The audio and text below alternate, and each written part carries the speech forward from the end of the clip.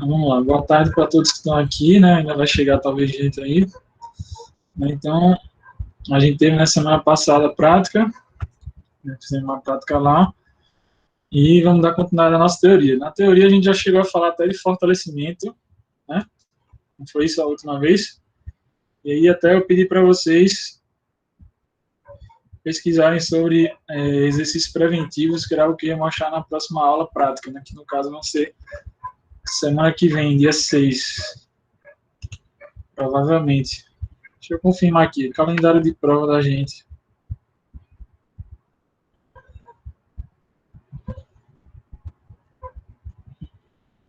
Só olhar as datas aqui.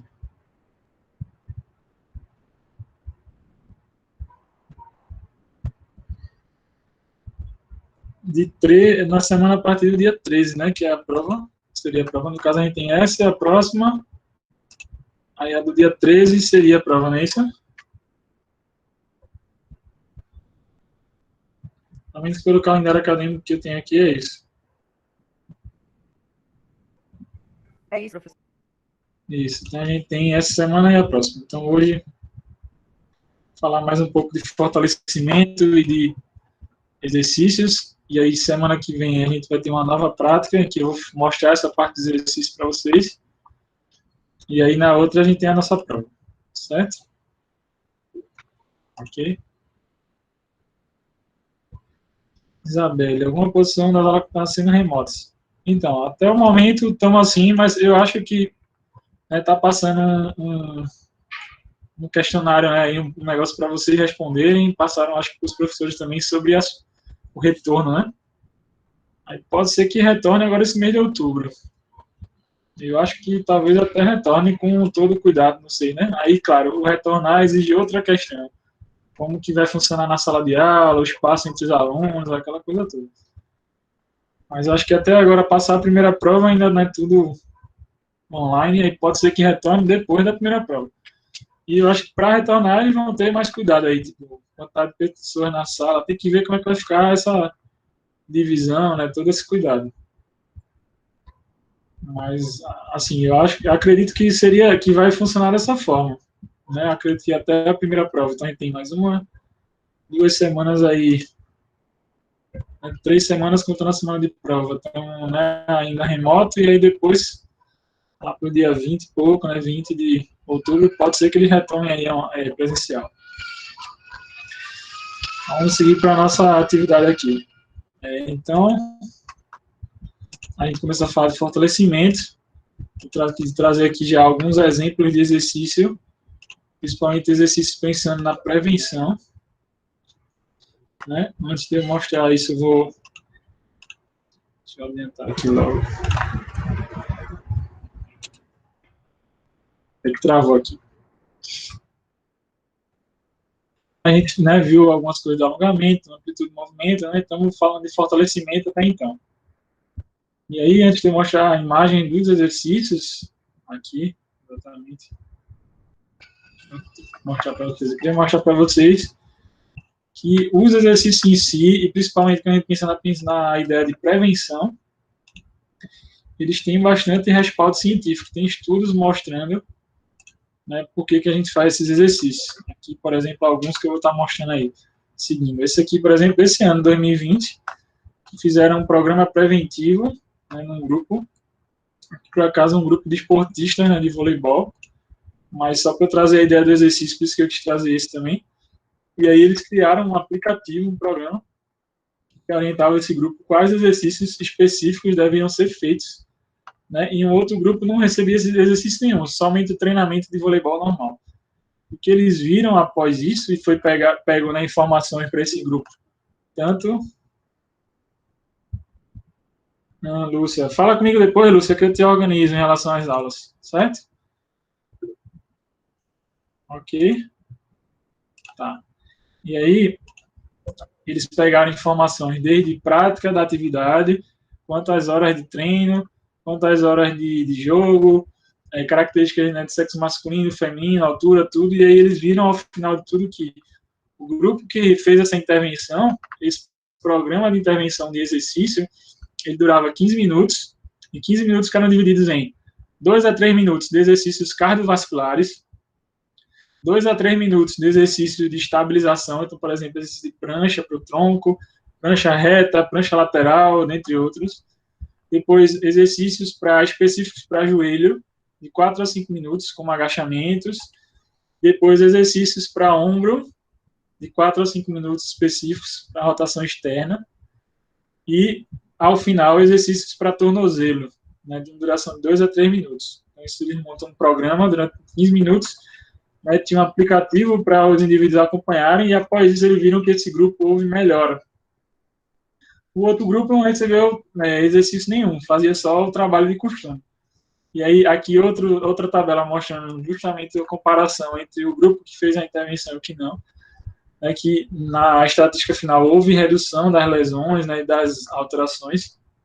Depois vocês olham com calma. Aqui já outro trabalho mostrando sobre o uso de exercícios preventivos, no caso aqui exercício excêntrico, chamado de Copenhagen. Vou mostrar qual é o exercício aqui para vocês. Né, para adutores. E aí o Copenhagen, ele é esse exercício aqui, ó. Todos conseguem ver a imagem? Aparece para vocês? Sim ou não? Sim. Em que consiste de, ou pode ser o terapeuta segurando a perna do paciente aqui, ou poderia ser um banquinho, alguma coisa com uma cadeira que ele apoia aqui, e a perna de baixo é que ele vai fazer força, aproximando e voltando. É bem intenso isso aqui. Mas é um exercício que se viu que reduz queixas e alterações relacionadas aos adutores. Certo? Aí, essa é a forma do exercício, como foi feito, né, nesse trabalho, por exemplo. Esse aqui foi de 2016. Aqui já outro estudo, então vê que tem vários aí, mostrando exercícios excêntricos, né, o uso deles também nos problemas, né, de, por exemplo, aqui tendinopatia de Aquiles, vendo benefício, tem exercícios para panturrilha, para trabalhar também o tendão calcâneo, vou mostrar também foto daqui a pouco. Nesse trabalho especificamente, eles compararam e associaram com liberação miofascial. Era feita uma liberação miofascial também, próximo, e aí também é associado com os exercícios, e eles viram que essa associação da liberação miofascial com o exercício preventivo resultou em melhora desses clientes aí que tinham queixas relacionadas ao tornozelo. Aqui são dados de trabalho. Outro tipo de preocupação de trabalho é relacionado aos isquiotibiais. A gente viu nos alongamentos que o alongamento, né, um dos que mais se faz é o alongamento de isquiotibiais, e também tem um tipo de exercício específico que se faz para os isquiotibiais, que é chamado exercício nórdico. Vou mostrar o que seria. Boa tarde, Simone, né, que mandou mensagem aí. E aí um trabalho mostrando também, né, a utilização de exercícios preventivos pensando nos isquiotibiais. Pode ser desde um alongamento simples, né, e ativo, que você pode ensinar ao cliente, né, ou um alongamento passivo que o terapeuta faz, ou até mesmo um exercício nórdico para aparecer mais para frente a foto dele. Aqui já outro trabalho, por exemplo, ó, né, artigo mostrando sobre região de ombro, de membro superior, né, trabalho de força, né, para pacientes com disfunção e com a síndrome, né, subacromial, síndrome, né, do impacto. Aqui também mostrando, né, trabalho de mobilidade e que depois pode virar exercício ativo para o paciente fazer. Né, aqui, ó, para o paciente pode aprender a fazer. Vou mostrar alguns exercícios e exemplos também já com faixa elástica, tá? Mas aqui eu quis trazer esses estudos para você ver que artigos científicos também documentam esse tipo de trabalho. Esse aqui pode entrar como um exercício preventivo para problemas de rotação interna e externa que os pacientes de vocês possam ter de membro superior. Então, você pode colocar na rotina se ele tem queixa de ombro, assim como esse alongamento aqui de cadeia e de cápsula posterior de ombro. Quanto esse pode entrar na rotina preventiva. Aqui outro trabalho mostrando sobre lesões e overuse, o excesso de estímulo e de lesões, né? Pode causar. Overuse, quando você vê esse termo, overtraining, é quando aquele indivíduo está numa estafa física, seja porque ele talvez está fazendo atividade em demasia, treina muitas horas, faz musculação muitas horas ou outra atividade, ou, né, por fadiga, algum elemento que está causando isso. E aí, muitas vezes, o exercício específico, né, e preventivo vai entrar também como algo que vai aliar isso nessa melhora. Aqui outra publicação, então vê que tem várias. Trouxe aqui exemplos diferentes, mostrando também sobre preventivo. Aqui um específico para tornozelo, esse num grupo de CrossFit, mas eu quis trazer porque esse aqui tem uma imagem dos exercícios, então fica legal para vocês entenderem também, ó. Né? Nem todo o artigo científico tem a imagem, alguns eles só descrevem o exercício, mas aqui exercícios para prevenção, utilizando faixa elástica, utilizando o peso do próprio corpo e o avanço anterior. E eles viram que nesse público especificamente, eles tinham muita deficiência de dorsiflexão de tornozelo. E aí viu que com esse programa, né, de utilização de exercícios para o tornozelo, os pacientes melhoravam o agachamento, melhoravam outras mobilidades. Aqui também são dados do estudo, né, do trabalho e os exercícios que foram feitos. Aí são exercícios específicos. E aí, quando você está lendo um trabalho assim, que tem exercícios específicos, às vezes é importante você conhecer os nomes. Porque, veja só, vou ampliar aqui o slide para você ver, ó. A maioria deles são nomes em inglês, ó. Então, por exemplo, você saber, se você fosse ler esse trabalho, entender o que é thruster, o que é toss to bar, o que é pull-up, aí front squat. Se você não sabe o nome e o que significa, você vai ficar voando. Que danado é isso? Kettlebell swing.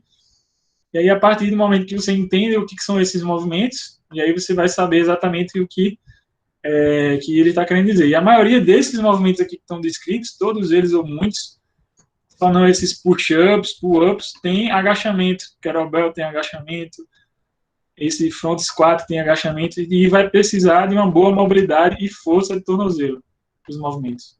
Então, veja que os exercícios em vários tipos de estudo diferentes, aqui pensando em prevenção, mas se você só coloca na internet, né, nas bases de dados, exercício, de maneira geral, tem muitos exercícios de fortalecimento, né, e muitos trabalhos focando em fortalecimento.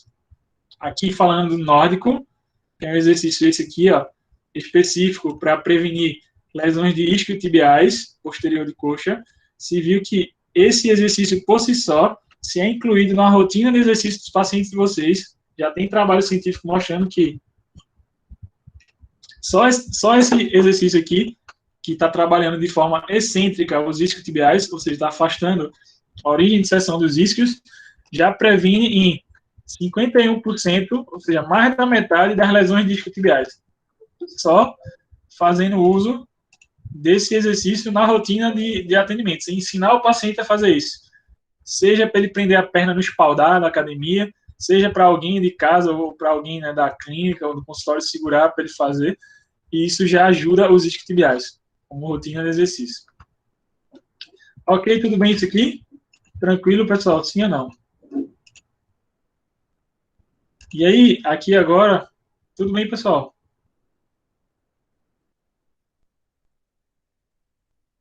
Pessoal? Vitória botou que sim, então beleza. Aqui agora eu vou mostrar alguns exemplos desses exercícios, pensando em prevenção.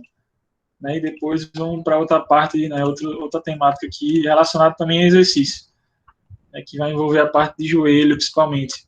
Mas, pensando nesses exercícios preventivos, quando a gente for ver na prática, né, vou mostrar algumas aqui, e na semana que vem, na prática, a gente vai ampliar mais esse raciocínio, a gente divide eles em exercícios voltados para o tronco, exercícios voltados para o membro superior e para o membro inferior. Exemplos de exercícios para o tronco, que já se viu que trabalhar a isometria, e tem publicação, a gente falou de fortalecimento, que além de recrutar fibras para aquela ação, reduz o quadro álgico do paciente, pode melhorar a dor. Então, prancha reta, né, trabalhar isométrico de core, de postura, né, de paravertebrais, né, músculos daqui da coluna. De certa forma, está contraindo todo o corpo, né. Temos a prancha lateral, pode ser assim como está, né, com posição de estrela, ou com a perna junta, né, colada aqui. Todo mundo consegue ver a imagem, tudo certo aí? Dá um retorno aí. Que já está trabalhando intensamente também, e aí de forma unilateral, né, você faz de um lado e do outro, inclusive para ver se tem assimetrias, para ver se o indivíduo fica. E aqui, nesses dois, tanto prancha frontal quanto prancha lateral, a ideia é você ver o quanto de tempo que o cliente fica.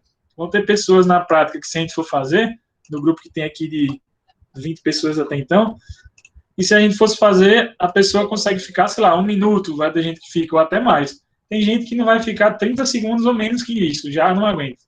A gente vai ver que os níveis de atividade física e os níveis de movimento de vocês vão ser diferentes aí. Gente que aguenta muito e gente que não aguenta tanto na isometria. Mas se você inclui uma rotina de exercício para os pacientes de vocês futuramente nos estágios, na clínica e na sua prática, os pacientes tendem a evoluir muito. E são exercícios que dá para ele, né, juntamente com o fortalecimento, fazer em casa também. E ajuda você. Imagina que vocês vão ter situações, deixa eu aparecer aqui na tela, vocês vão ter situações que os pacientes de vocês vão ir toda semana na fisioterapia. Se você trabalha, por exemplo, numa clínica de plano ou de SUS, aí ele todo dia está lá. E o que é ruim desse tipo de trabalho, infelizmente, é que às vezes a rotina, como é feita, você não consegue modificar muito o serviço, vira um protocolo geral e sempre faz a mesma coisa. Mas se ele é um paciente particular de vocês, ou vai para uma clínica escola, ou vai para um trabalho individualizado, e ele vai lá, sei lá, uma vez, 2 vezes na semana, os outros dias que ele estaria em casa, seria ideal que ele fizesse atividade também. E aí, precisa ser ensinado e educado esse paciente para que ele chegue em casa e ele consiga fazer os exercícios. E essa orientação. Ele só vai conseguir fazer se você treina ele no atendimento. E, inclusive, também tem como saber o feedback se ele está fazendo ou não. Quando ele vem em outro atendimento, você pedir para ele demonstrar. Seu fulano, está seguindo os exercícios? Aí ele vai dizer, né, sendo real para você ou não. E ele vai mostrar, ó, estou fazendo, não estou fazendo. Ou então, se ele disser, estou fazendo, mas faz aí para eu ver. Ele pode ser que ele esteja fazendo de forma compensada, pode ser que ele não esteja fazendo tão corretamente, e aí você vai lá e corrige isso. Então, exercícios de prancha frontal e lateral podem entrar na rotina de exercícios preventivos, já tem boa resposta para o tronco, estamos pensando em tronco até então.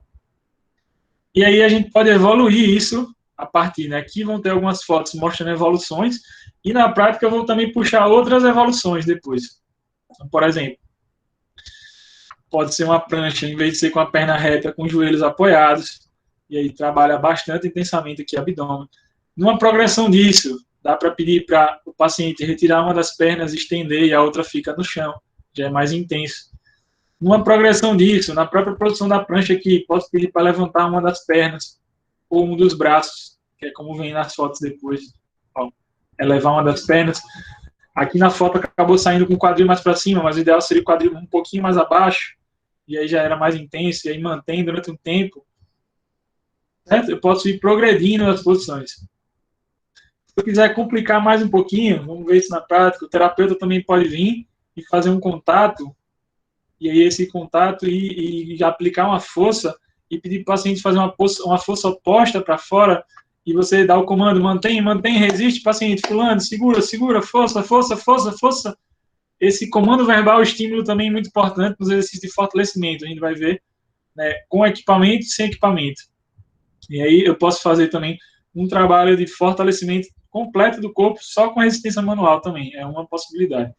E você vai ver que para muitos aí, quando a gente for treinar, já vai ser intenso. Aí posso, numa perna, na outra, troca, depois no membro superior, posso tentar empurrar o tronco, mantém força, isso é bem intenso. Numa progressão de trabalho e de exercício, pensando em tronco, a gente pode fazer esse posicionamento aqui na maca, trazer a pessoa para fora da maca com o tronco, só que não a cabeça em extensão aqui, ficaria mais reta. E a ideia, isso aqui dá para servir como um teste de avaliação e dá para servir como uma intervenção depois, trabalhando em isometria. Aqui estamos só em isometria até então. Como teste de avaliação, isso é um teste para ver instabilidade da lombar. Se meu paciente, quando eu tiro da maca aqui o tronco, ele não consegue ficar por muito tempo, ou fica nessa posição e sente dor, quando o tronco está para fora, ele não tem uma boa contração e estimulação dos músculos do core, músculos do abdômen e músculos das costas aqui, paravertebrais, indicando que tem uma instabilidade lombar. Se ele tem uma instabilidade lombar, os exercícios de prancha e os exercícios de estabilização segmentar, vai ver mais para frente, é que pode se utilizar nesses movimentos, né, 4 apoios ou tudo, ou com o esteto sobre as costas do paciente e trabalhar a neutralidade da pelve, na prática eu mostro isso. Tem como a gente também intervir aí e treinar essa região e fortalecer essa região, ou pelo menos deixar ativo para quando vier os exercícios mais intensos, o cliente de vocês suportar isso aqui. Numa progressão, podemos partir para a postura de gatas, de 4 apoios. Primeiro, com o joelho apoiado no chão, né? Trabalhar também, aqui já dá para pegar dissociação de quadril, dissociação em cintura escapular, descarga de peso também, jogar o peso para o membro superior, então já está trabalhando em cadeia fechada no membro superior, jogar o peso para o membro inferior, dá para jogar para um lado e para o outro, tem várias possibilidades dentro de um padrão de movimento, né, dentro de uma postura específica de movimento. Mais para frente, provavelmente depois da prova aí, a gente vai ter uma aula de movimentos naturais, que eu vou resgatar um pouco esses padrões de movimento. Agora a gente está falando de fortalecimento e especificamente de exercícios preventivos. Depois da prova, que né, a gente já tem praticamente a aula que vem, vamos ser uma prática disso na outra prova, e depois a gente vai ter uma aula teórica e depois uma prática sobre movimentos naturais. Vai ser bem interessante também, que vão ter padrões de movimento relacionados a 4 apoios, a deitado, a em pé, várias outras coisas também. Podemos progredir isso para, antes né, de aparecer ali, por exemplo, retirar uma das pernas, tentar retirar um dos braços, vai entendendo como que vai ficando mais difícil e mais intenso. E até agora a gente sem equipamento nenhum, sem recurso. Eu fui dar um tipo de aula dessa numa turma de pós-graduação um final de semana atrás. Literalmente lá não tinha maca, nada, só o chão da sala e equipamentos tipo bola, cones, coisas, e a gente foi criando esses exercícios dentro desse processo. Então foi muito interessante também para treinar a criatividade do fisioterapeuta. Você colocar os exercícios específicos sem ter recurso muito grande, sem ter maca, sem ter tatame, sem nada. Foi um improviso total. O pessoal gostou muito porque foi algo que você foi criando em cima da dificuldade do paciente. E aí dá para a gente explorar diversos casos. Eu vou dar um exemplo logo após essa parte desse exercício sobre dor patelofemoral, né, específico para joelho. Mas dá para a gente puxar ganchos e surgir perguntas de vocês para outras patologias também. Vai atento aí, né, e já pode me perguntar. Podemos trabalhar a prancha lateral com uma evolução, por exemplo, com faixa elástica. Não sei se dá para entender aqui a ideia do exercício. Primeiro coloca a paciente ou o paciente em prancha lateral, depois eu dou aqui uma faixa elástica embaixo, ó, e a pessoa vai puxar para cima e vai retornar. Olha como vai ficar o exercício. Deu para entender, eu acredito, né? Dá para ver que está mudando aí a foto, né? Sim ou não? Está todo mundo quieto, eu acho que é prestando atenção, ó. Esse seria a progressão no exercício mais difícil. É difícil fazer isso aqui. Esse controle de puxar a faixa, a depender da resistência da faixa. A gente vai falar né, de fortalecimento na prática, você vai ver que as faixas têm resistências diferentes.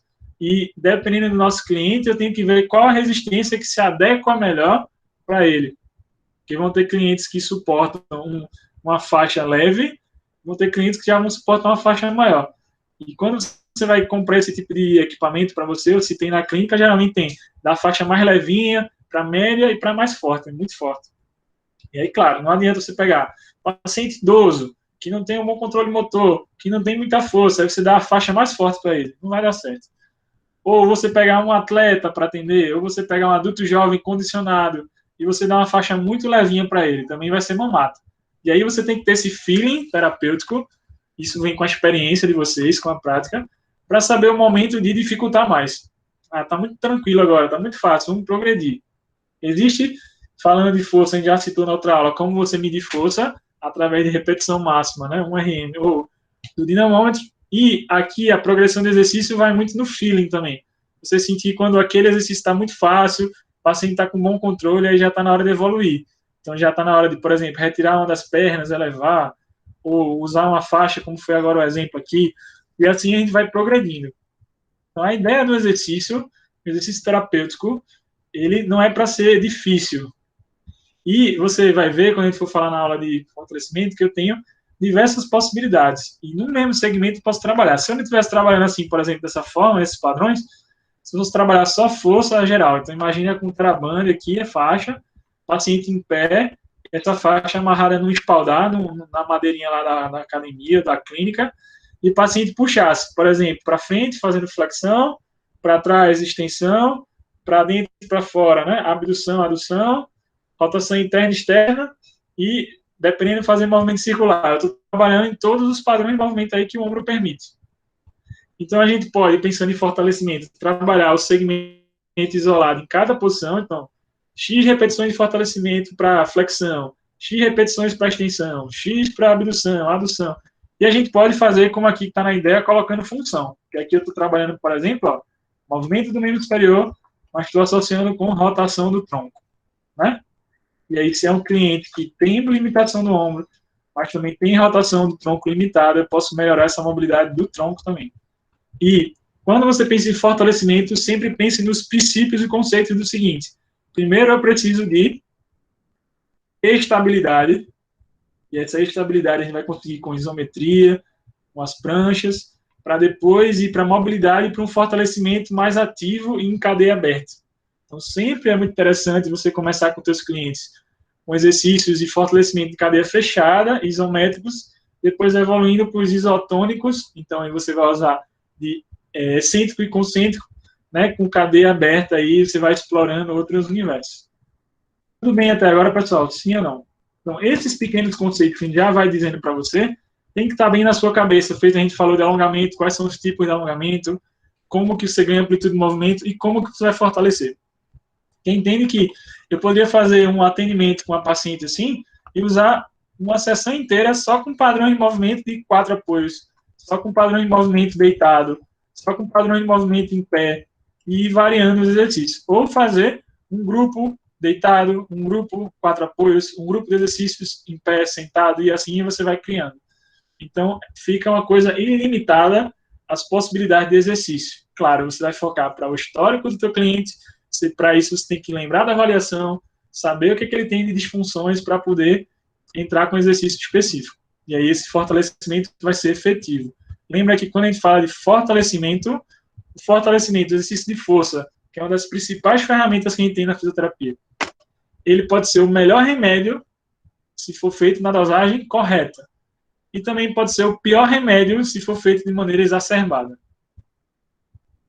Grava essa frase. Exercício igual remédio que o paciente toma, pode ser também o melhor remédio, desde que na dosagem correta para aquele cliente. Se não for na dosagem correta, esse cliente vai sofrer e dificilmente vai ter, ou talvez nos dias seguintes do atendimento vai te mandar mensagem dizendo que está todo quebrado, que não aguenta fazer nada. Com essa rotina de exercício preventivo que eu estou falando para vocês, já tem cliente que vai chiar, já tive pacientes recentes de atender, passei a rotina do exercício, ó, segue assim, faz isso, faz aquilo, pá. No atendimento foi maravilhoso, ela estava ótima a pessoa. No dia seguinte, ela manda mensagem, estou todo quebrado, todo dolorido. Agora, 2, 3 dias depois, conseguiu e continuou a rotina dos exercícios, mas assim, estou ótima como nunca tive também. Isso você precisa também explicar para o cliente. Como o cliente vem, muitas vezes, o paciente de vocês, de inatividade, ou não se exercita tanto quanto, não faz exercício específico, pode ser que no primeiro momento, mesmo que os exercícios sejam simples, já sejam intensos para essas pessoas, já sejam exercícios que canse, que o paciente realmente sofra, e aí você tem que ter essa paciência e esse time de entender qual o momento de aumentar ou não a carga do exercício. Dá para a gente fazer um atendimento só com a resistência do corpo do paciente e, no máximo, resistência manual, e numa progressão você incluir faixa elástica, você incluir caneleira, você incluir halter, e assim você vai dificultando. Até esse indivíduo chegar ao momento que continua na físio e associadamente faz uma academia, por exemplo, ou continua na físio e aí entra para fazer um crossfit ou um esporte específico ou qualquer movimento, dança, qualquer outra atividade, porque ele já entra na rotina de exercício físico, isso é ótimo. Se todos os nossos pacientes, eu vou levantando essa bandeira todo o tempo, não só em cinesioterapia, se todos os nossos pacientes evoluíssem para uma condição em que ele estava muito grave, muito problemático, e consegue chegar num ponto de fazer atividade física, seria ideal, é o que a gente quer. Então, essa disciplina na cinesioterapia se torna muito importante nesse ponto. Por mais que a gente vai ter práticas específicas, por mais que a gente tenha uma aula teórica aqui, depois uma prática, aí tem muita gente ou não, pega esses exercícios, as fotos, pega o que você vivencia na prática e continue executando no seu dia, com você e com as pessoas próximas de você. Se não, quando você chegar na clínica escola para os atendimentos, vocês vão ter muita dificuldade em criar exercício. Porque a pessoa que deixa de vivenciar isso, que não faz o movimento, não vai ter na hora ideias e a rotina de passar exercício para o paciente. Eu tiro e digo isso sem medo de errar. Vocês estão na graduação, já estão tendo esse ensinamento, essa dica. Pessoas formadas, tem muitos que só faz a parte passiva de atendimento. Só deita o paciente na maca, coloca só ventosa, coloca só agulha, faz só massagem e libera o paciente e não faz um exercício com ele. isso está muito longe do que realmente é fisioterapia, pessoal, se vocês pegarem na essência da profissão. E fisioterapia é reabilitar movimento. E um tratamento que é totalmente passivo está longe de reabilitar movimento. Não sei se você concorda comigo. Não estou dizendo que esses recursos não são bem-vindos, pelo contrário, são ótimos. Desde que esses recursos entrem para mobilizar os tecidos, liberar aderências, deixar o corpo em condições para vir o exercício depois. Isso tem que estar na cabeça do fisioterapeuta. A sequência de cada coisa, o momento para fazer isso. O paciente chega com a dor muito aguda, vai adiantar já colocar ele para fazer esses exercícios aqui? Não vai rolar. Mas meu paciente já está com um nível de dor menor. Meu paciente precisa de fortalecimento e precisa de uma rotina ativa. Inclui esses exercícios e você vê resultados geralmente fantásticos. Todos os pacientes, a partir do momento que eu liguei o start na minha cabeça, que eu rodei a chave e começo a colocar rotina de exercícios preventivos, batata. Todos assim, me mandam bons resultados e me mandam assim, caramba, estou muito bem. Só fazendo os exercícios depois. E aí vem para a gente só para uma rotina de ajuste. Não fica naquela coisa de estar sempre machucado. Alexandre colocou aqui. É um conjunto onde um depende do outro, sem dúvida. E você precisa, como fisioterapeuta, conhecer essa engrenagem e saber o momento para cada coisa. Claro que cinesioterapia não vai ser sempre para tudo, vai ter outros momentos para outras coisas.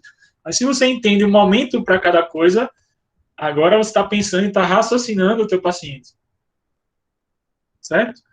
Então podemos progredir nos exercícios, podemos trabalhar também associado com exercício de força, exercício de mobilidade. Aqui, por exemplo, ó, esse exercício aqui é um exercício específico de mobilidade para a coluna lombar. E lombalgias vão ser patologias que vocês vão receber muito. Então, se às vezes você inclui e ensina o paciente para fazer tipo de exercício desse, em que ele está mobilizando toda a coluna, desde coluna torácica até coluna lombar, já pode melhorar muito os quadros de dor lombar, se realmente a causa real do problema for por imobilidade ou por pouco movimento da lombar. Então, já seria um dos movimentos que você poderia colocar associado a uma rotina de exercício para lombar, né? Poderia ser uma possibilidade aí. Então, espero que quando eu estiver falando aqui, independente se você é desse período mesmo, independente, não sei se aqui à tarde tem gente que está pagando a disciplina, se aqui à noite tem, né? Você começa a associar isso com futuros pacientes de vocês ou com pacientes de vocês. Então, tipo, em que tipo de paciente eu conseguiria colocar um exercício desse de mobilidade da coluna? Será que ele tem condição de fazer? Ah, não, mas meu paciente tem vergonha, um exemplo, de colocar ele na postura de 4 apoios. Você precisa passar confiança para ele, primeiro. Beleza, Luciana, tranquilo. Mostrar para ele que esse tipo de exercício é importante para a mobilidade dele, e se ele sentir importante, e o mais importante ainda de tudo, se ele sentir melhora dos sintomas dele, melhora da qualidade de vida, ele vai fazer isso direto, sem você precisar mandar. Então, assim, vocês precisam criar uma rotina na vida profissional de vocês, de incluir os exercícios, meio que sem o paciente estar percebendo, ele já está conseguindo aí começando a se mobilizar, a se mover, a ter uma vida mais ativa. Você associa isso com ele começar a fazer atividades que ele gosta, a melhorar a questão psicológica de se estressar menos, e quando ele pudesse se divertir, sair. Associa esse combo de coisas aí com o paciente. Você vai ver que o salto de evolução dele é muito grande, porque nós, como fisioterapeutas, apenas modulamos, vou escrever aqui no chat, apenas modulamos o sintoma do paciente, a dor, a função, a gente controla um pouco isso. Mas quem melhora 100% se ele quiser é o cliente, se ele entender que ele precisa ser mais ativo, se ele entender que ele precisa se estressar menos, se ele entender que ele precisa buscar coisas que ele gosta de fazer e não ficar preso àquilo que ele é obrigado a fazer. Ou seja, se você melhora a questão biopsicossocial. Lembra que vocês ouvem falar, né, sobre modelo biopsicossocial, que é o modelo que hoje rege a nossa saúde. E a gente tem que estar pensando o tempo todo nisso no nosso cliente. Como que está a cabeça dele aqui durante o movimento? Ele está gostando disso aqui? Não está? Ele está com algum estresse fora do teu atendimento, no dia a dia dele? O que uma rotina de exercício, principalmente com brincadeiras, com coisa lúdica, pode fazer ele esquecer dos problemas, pode fazer ele se divertir? Por isso que é tão gostoso para quem, né, faz com prazer, fazer exercício físico. Porque você sai daquela rotina, você sai daquela mesmice de trabalho, de coisa focada. Agora, é diferente quando você é obrigado a fazer um exercício. Então, você tem que criar uma rotina, pensando em fortalecimento e em movimento, e que nosso paciente goste de fazer isso. Nosso paciente queira viver o movimento. E que ele chegue nos atendimentos pensando assim, caramba, qual a próxima novidade que vem? Na outra semana, o que é que o fisioterapeuta ou a fisioterapeuta vai trazer para mim de novidade? Isso mantém o paciente no nível de motivação alto. Agora, se ele chega toda semana, é só choquinho e o mesmo exercício de fortalecimento, esse cara vai se desmotivar total, ou essa moça vai dizer assim, fisioterapia não presta, não quero isso para mim, vou largar essa fisioterapia que não está resolvendo de nada o meu problema. Porque vira um ciclo de sempre fazer a mesma coisa. Observa nessas fotos que eu mostrei até agora quantos padrões e quantas coisas já daria para trabalhar aqui só nessas posturas. E eu nem cheguei ainda na postura em pé. Então, entende que quando você começa a ter essa ideia, essa visão, como que você vai fazer isso, pessoal? Vai para os livros, olha as imagens dos exercícios, vai para os vídeos da internet, pega os slides do professor, pratica os movimentos na aula prática. E quando você começa a ter essas experiências, pega os artigos científicos, vai ver lá as fotos dos artigos, vai ver o que diz nos artigos e associa com isso aqui, você começa a entender, caramba, faz sentido mesmo meu paciente fazer movimento. Eu tive uma paciente recente, assim, que ela é essas pacientes, tipo, essas pessoas blogueiras de internet, que postam coisas no Instagram, o povo segue, não sei o quê. Por acaso ela chegou em mim, né? Tipo, indicaram, ela foi. Aí eu fiz literalmente 2 atendimentos com ela, dois.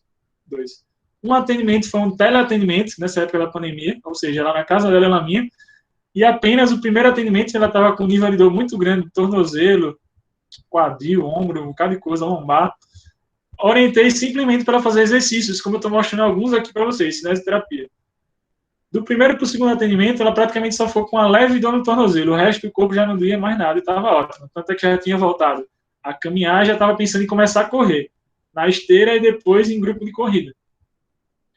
E, recentemente, ela veio e fez um segundo atendimento em que, basicamente, o atendimento foi eu mostrar para elas progressões de exercícios. Ó, a partir de agora, tu vai seguir esse exercício, esse aqui, rotina de vida normal e vai fazer atividade física. Foi o meu segundo atendimento. E ela sempre me manda feedback que está super bem sem um sintoma.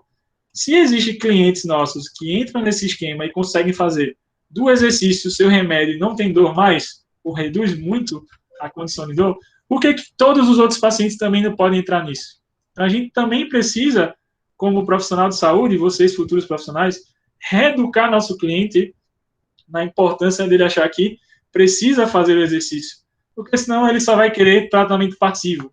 Ele só vai querer se deitar na maca, receber massagem, isso é o que eu vejo na prática aí fora. E só receber ventosa, e piorou o fisioterapeuta, que acredita alguns, né? Não são todos, claro, mas que, eu vou tirar foto no meu Instagram, vou postar que eu estou colocando ventosa no meu paciente e divulgo, como fisioterapia isso. Pessoal, se você está me ouvindo aí, isso é muito grave, pessoal. A fisioterapia não pode ser resumida a uma técnica e uma foto que você tira. Claro que questões de foto, entre outras questões, né? Questão ética, e, teoricamente você não pode estar postando coisa de pacientes e tal, mas que na prática você tem outra realidade, né? Existe as divulgações, porque as pessoas divulgam o seu serviço e tudo mais, mas independente do poder ou não poder ou tudo mais, o que eu diria é que isso está longe da fisioterapia ideal.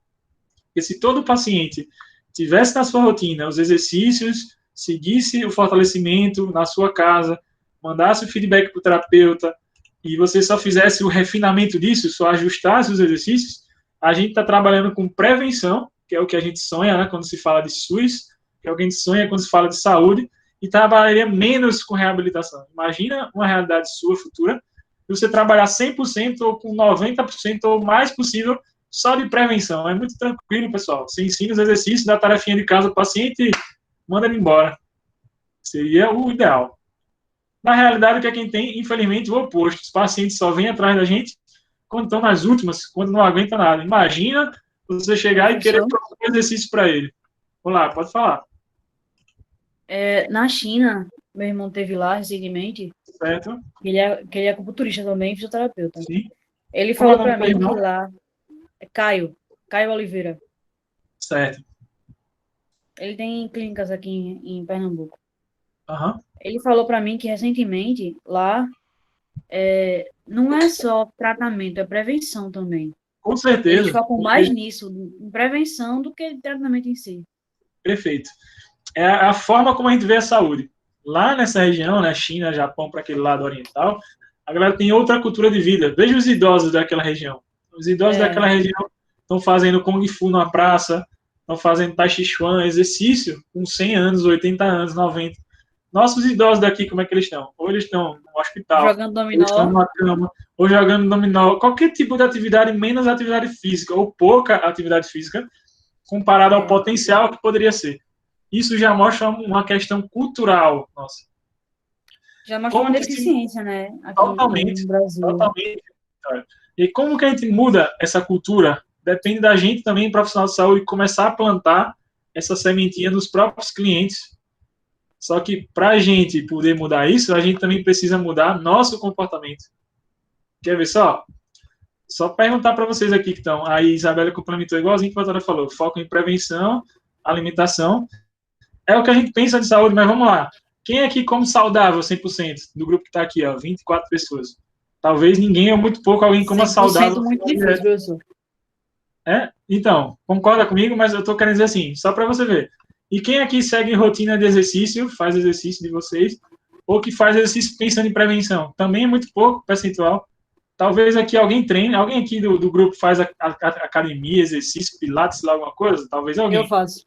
Mas tem muita gente que possivelmente nem faça exercício, concorda? Bota aí no chat quem faz exercício e quem não faz, só para a gente ter uma ideia. Coloca aí depois, quem puder. A gente vai ver que possivelmente o percentual de gente que não faz atividade física é muito maior do que quem faz. Vai ter raras exceções. O que a gente tem exceção, às vezes, é num curso de educação física, por exemplo, que se espera, e olha que nem tanto, mas que normalmente, né, os profissionais são ativos, fazem exercício porque eles trabalham com exercício. O que não quer dizer que não tenham sintomas e tal. Mas, ó, já tem gente dizendo aqui, ó, tô parado, não faço. Que é a realidade nossa, veja, você, futuro fisioterapeuta, diz para mim assim, ó, não faço exercícios e a gente vai querer propor daqui a um tempo exercício para os clientes. A outra botou aqui, vou começar hoje. Sentiu a pressão aí de ter que começar, né? Mas a gente coloca aqui, ó, não faço, ó, faço às vezes em casa, quando dá coragem, né, Caminho? E outra Ana botou, faço faz 2 semanas, ó, já pelo menos começou.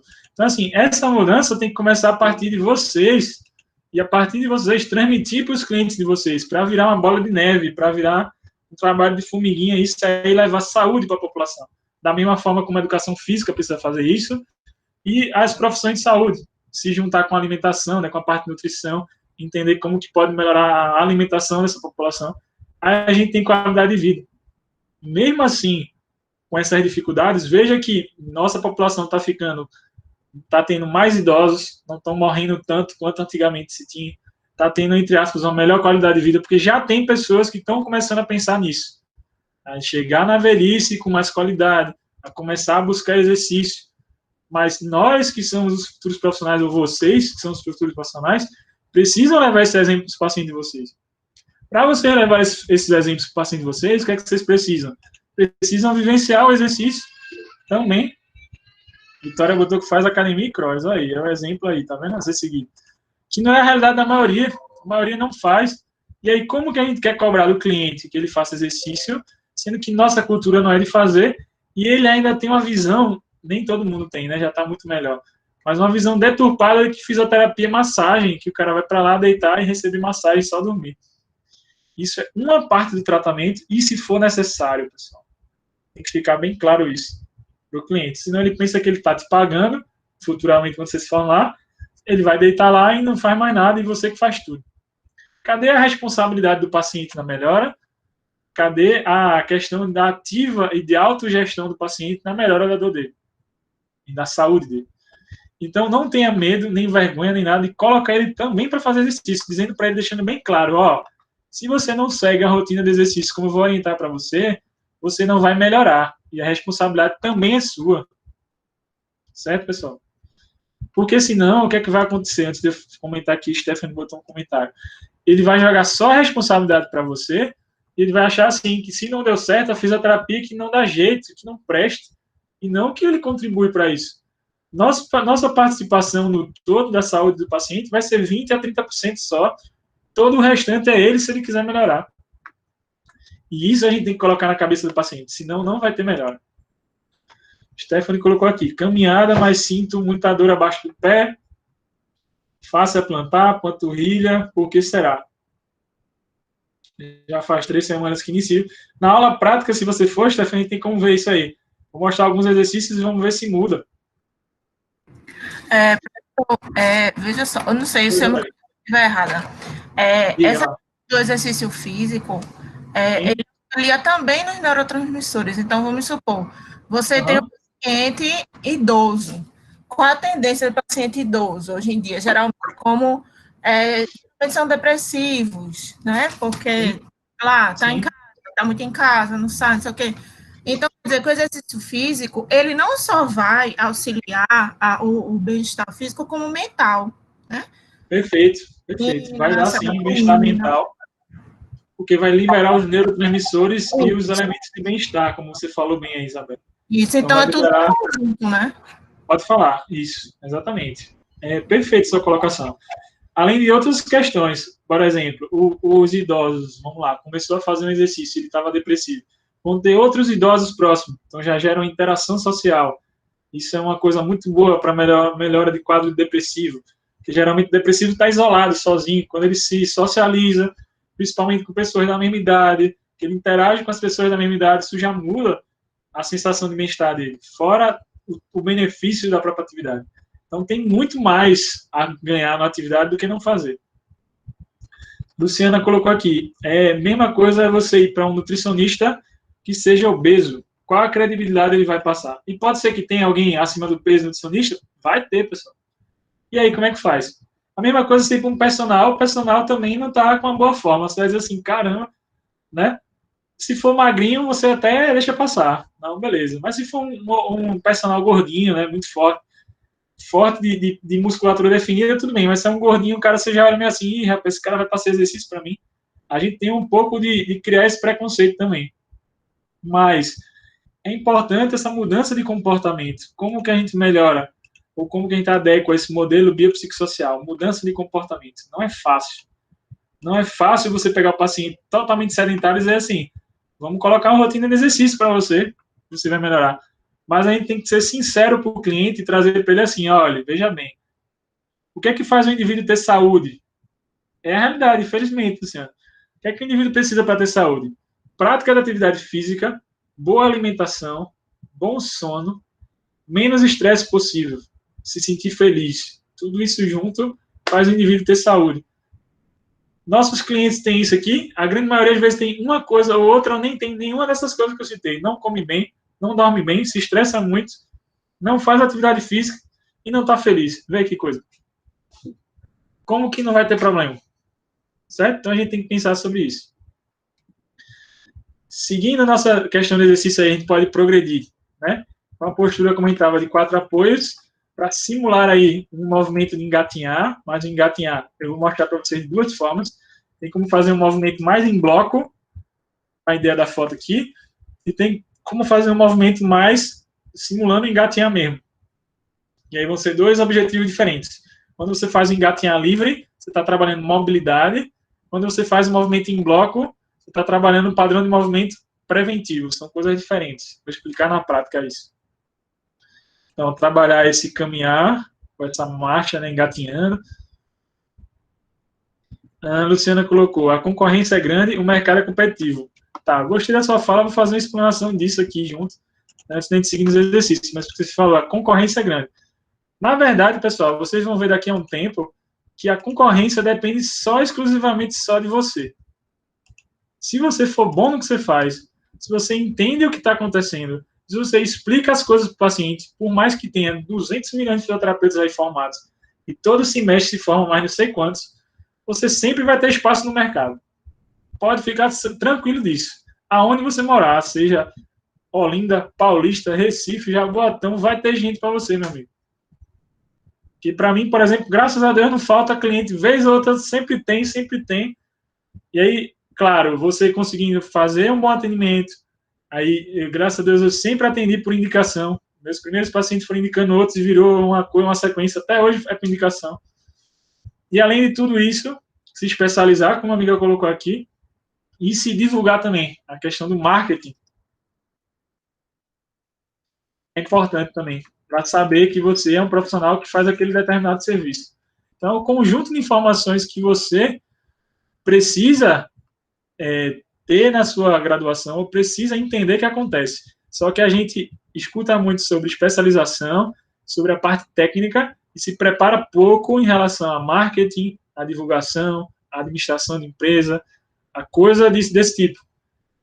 Concordo, Isabelle, que é desunida, beleza. Só que isso pode mudar nas próximas gerações.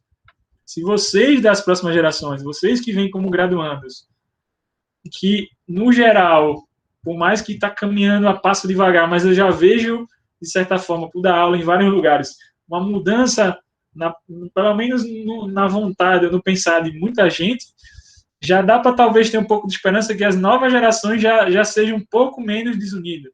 A gente, pelo menos, tem que ter esperança que isso aconteça. Porque senão vai continuar sempre da mesma forma, vai ter sempre desvalorização, e a gente vai ter gente que diz assim, fisioterapia não presta, fiz o curso e boto meu diploma no lixo. Não é isso que a gente quer com vocês.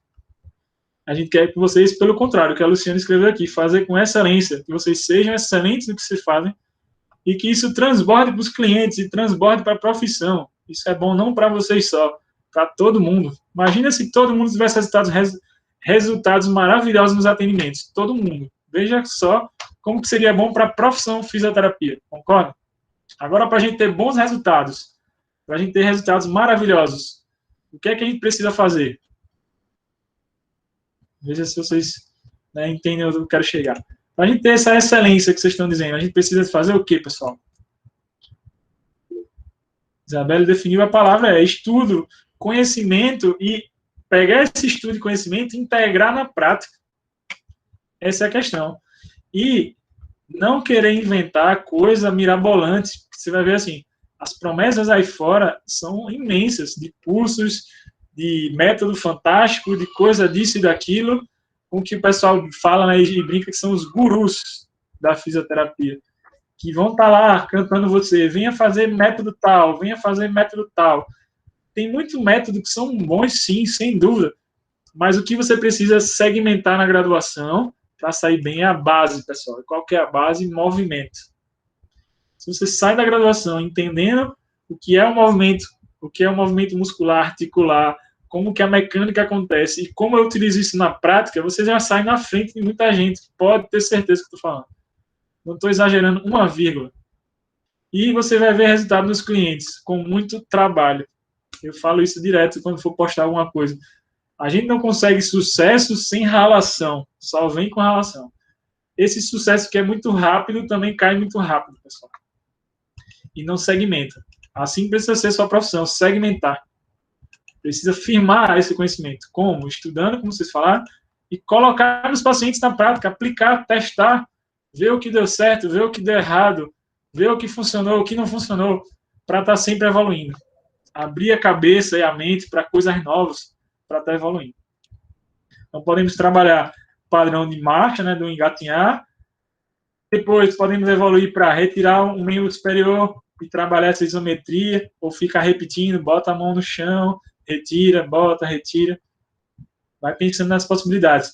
Podemos tirar um braço, uma mão e uma perna, esse exercício chamado de perdigueiro, já é bem, para alguns, bem difícil de fazer, desequilibra. Então, trabalha membro superior, membro inferior, abdômen, coluna, num exercício só. E aí, vale tudo que eu falei já antes. O terapeuta pode vir aqui fazer uma resistência na perna, pode vir aqui fazer uma resistência no braço, no tronco e, vários exemplos. Podemos trabalhar a prancha lateral, só que trabalhando só força e musculatura de abdômen e tronco, dá para fazer também, com apoio do terapeuta, um ativo assistido ou sem apoio. Podemos fazer um trabalho de contração abdominal. Aqui não é que vai ser uma dança do ventre, mas a ideia seria, você vai ver na prática, os braços a nível superior e pede para o paciente contrair abdômen, tentando deslocar a pelve para um lado e depois para o outro, só com força abdominal. Vou mostrar isso na prática para vocês. Aí já uma prancha lateral, mas subindo e descendo a pelve. também possível. Ponte, né? Exercício de ponte unilateral, com a perna, né, estendida, a outra dobrada, e trabalhando todo o elemento extensor aqui de quadril, musculaturas de quadril.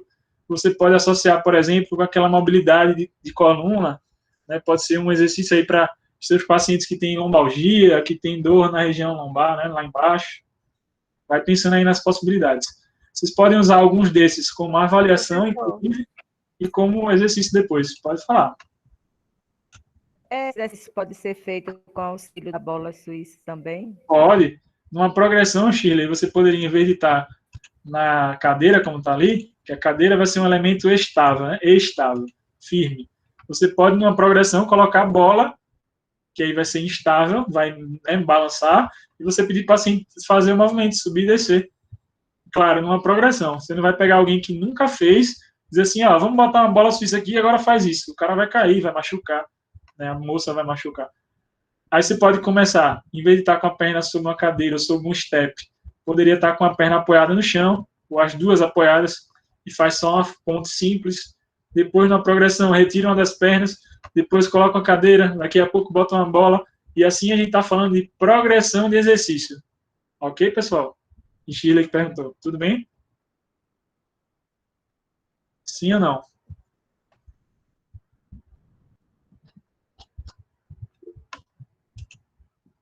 Beleza. Sim, professor, tudo tranquilo. Tranquilo, vamos lá.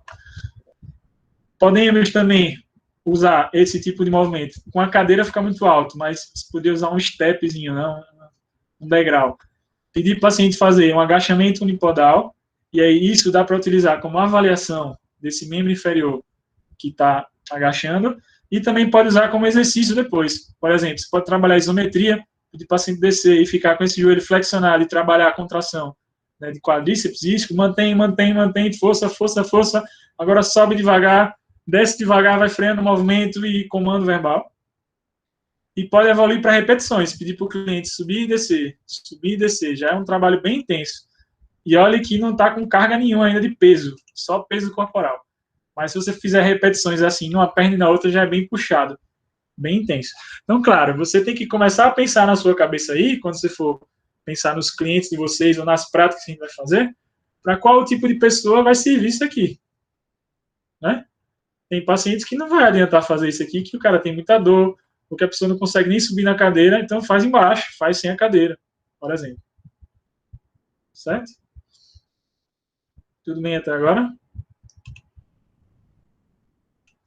Tranquilo aí? Perguntas até então? Não? Se não tem, vamos seguir. Uma progressão,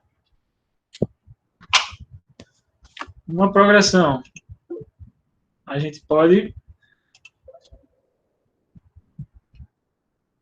também fazer esse agachamento, em vez de a perna estar para frente, a perna ao lado, fazer esse agachamento. A gente pode também fazer, aqui é o exemplo do exercício Copenhagen que eu falei para vocês, que é para adutores, Copenhagen, e tem bastante evidência, né, que melhora, né, função aí de adutores. Dá para se fazer com a cadeira, dá para se fazer com o terapeuta segurando, e o paciente faz a força com a perna de baixo.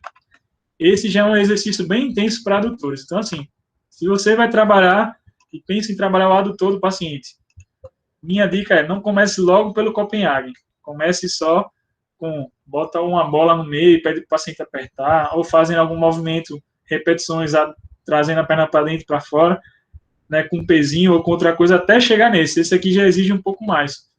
Se o cliente tiver bloqueio de pelve, de ilíaco, bloqueio de sacro, tá, pode ser dolorido um pouco esse movimento. Mas também, se ele não tem bloqueio nenhum, e se ele tem condicionamento físico para fazer isso aqui, é um exercício que vai ajudar muito a melhorar a função dos adutores. Copenhagen.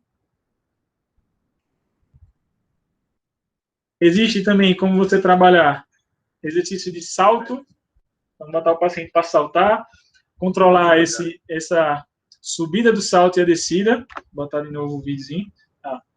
Aqui, ó. Subida e a descida do salto. Tem como a gente também treinar o salto numa superfície mais elevada. Então, pedindo para, né, e observando nesse salto a caída do joelho, a batida do pé no solo. Se o paciente se desequilibra ou equilibra, eu vou botar de novo para você ver. Ó. Deixa eu repetir o movimento. Ó. A caída, como é que se comporta os joelhos, os pés.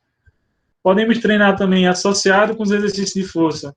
Exercícios que vão pegar o sistema cardiorrespiratório. Então, por exemplo, aqui é um exemplo de corda, salta a corda, ó, corda. Mas poderia ser outra atividade cardiorrespiratória.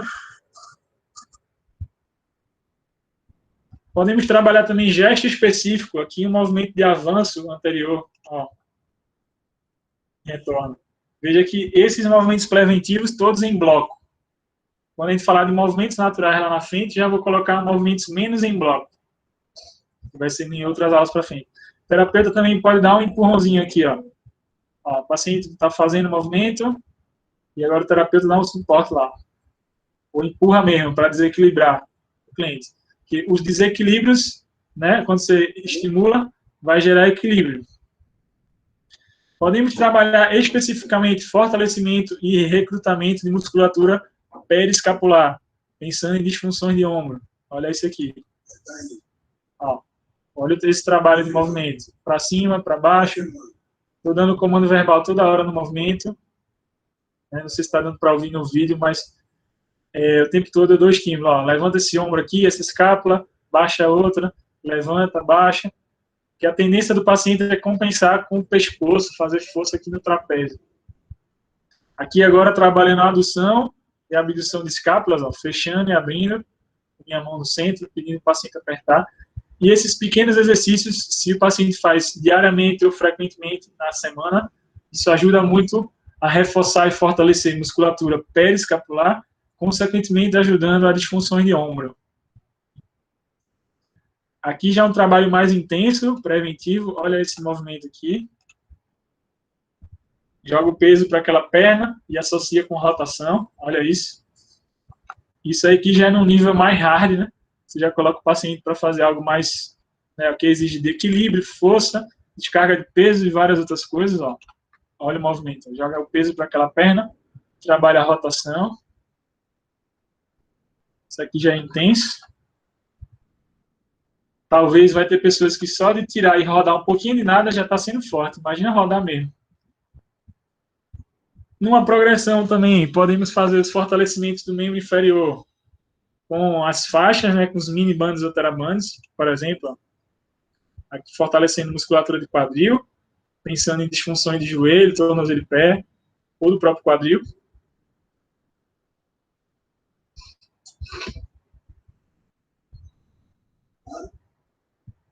Posso também fazer uma resistência manual, ó. Olha isso. Dificultar mais o processo. Sempre tem como dificultar.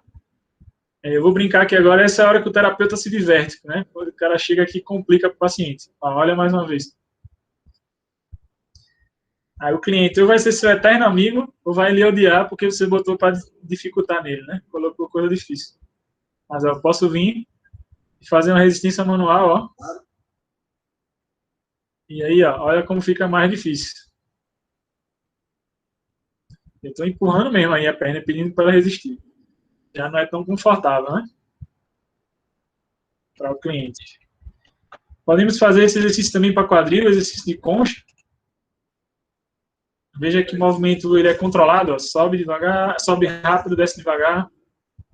Ó. Veja uma sequência de exercícios que eu estou mostrando para vocês aí.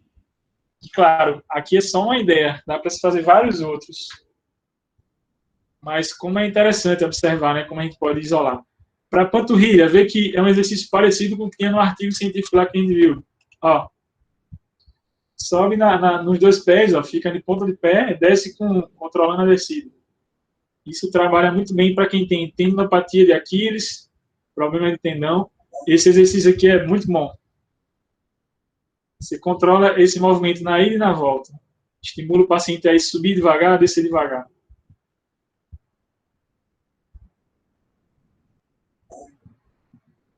Aqui, deslocamento lateral com faixa. Ó. Isso já é bem intenso também. Veja que não são exercícios difíceis de se aplicar no dia a dia, dá para fazer. E você não precisa passar todos esses, né? Você vai eleger os melhores para o teu cliente, a depender da necessidade. Aqui é o exemplo do nórdico, aquele que a gente falou que tem também evidência, né, artigos mostrando.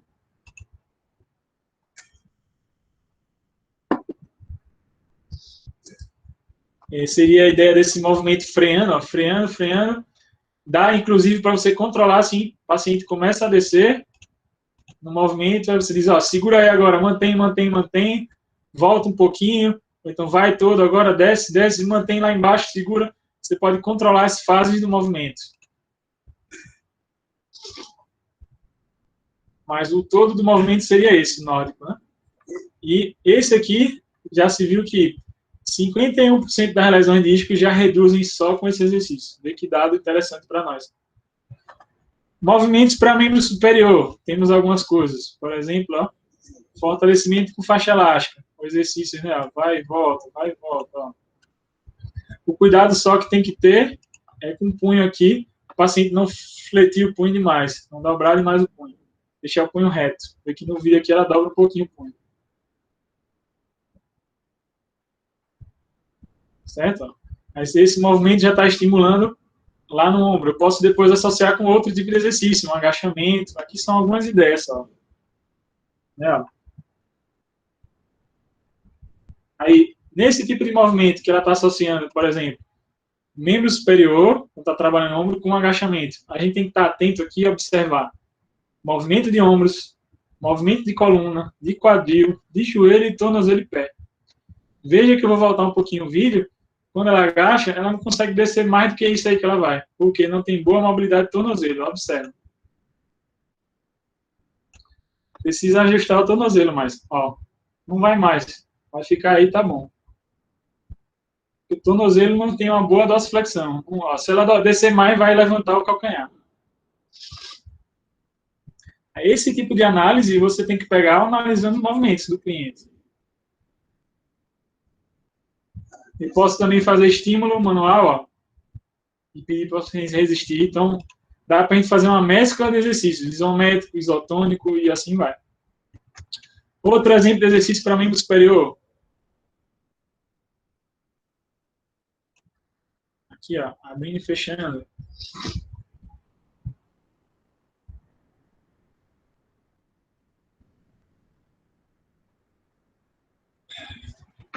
Deu para entender aí? Vou repetir, ó.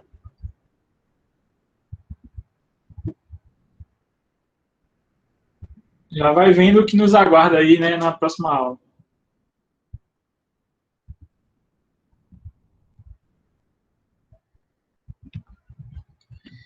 E também incluindo trabalhos de propriocepção, de equilíbrio, que pode ser sem o disco, mas poderia ser com o disco também. Que com o disco já fica mais difícil, né? Vê aqui, ó. Já não é tão simples.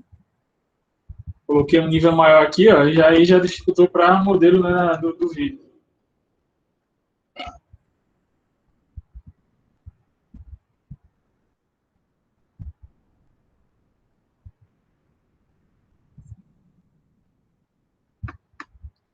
Imagina um paciente idoso ou tal, mas ó, aqui é legal essa informação desse vídeo, a gente observar o padrão de movimento dos joelhos. Olha o joelho que entra bem para dentro quando ela agacha, pessoal.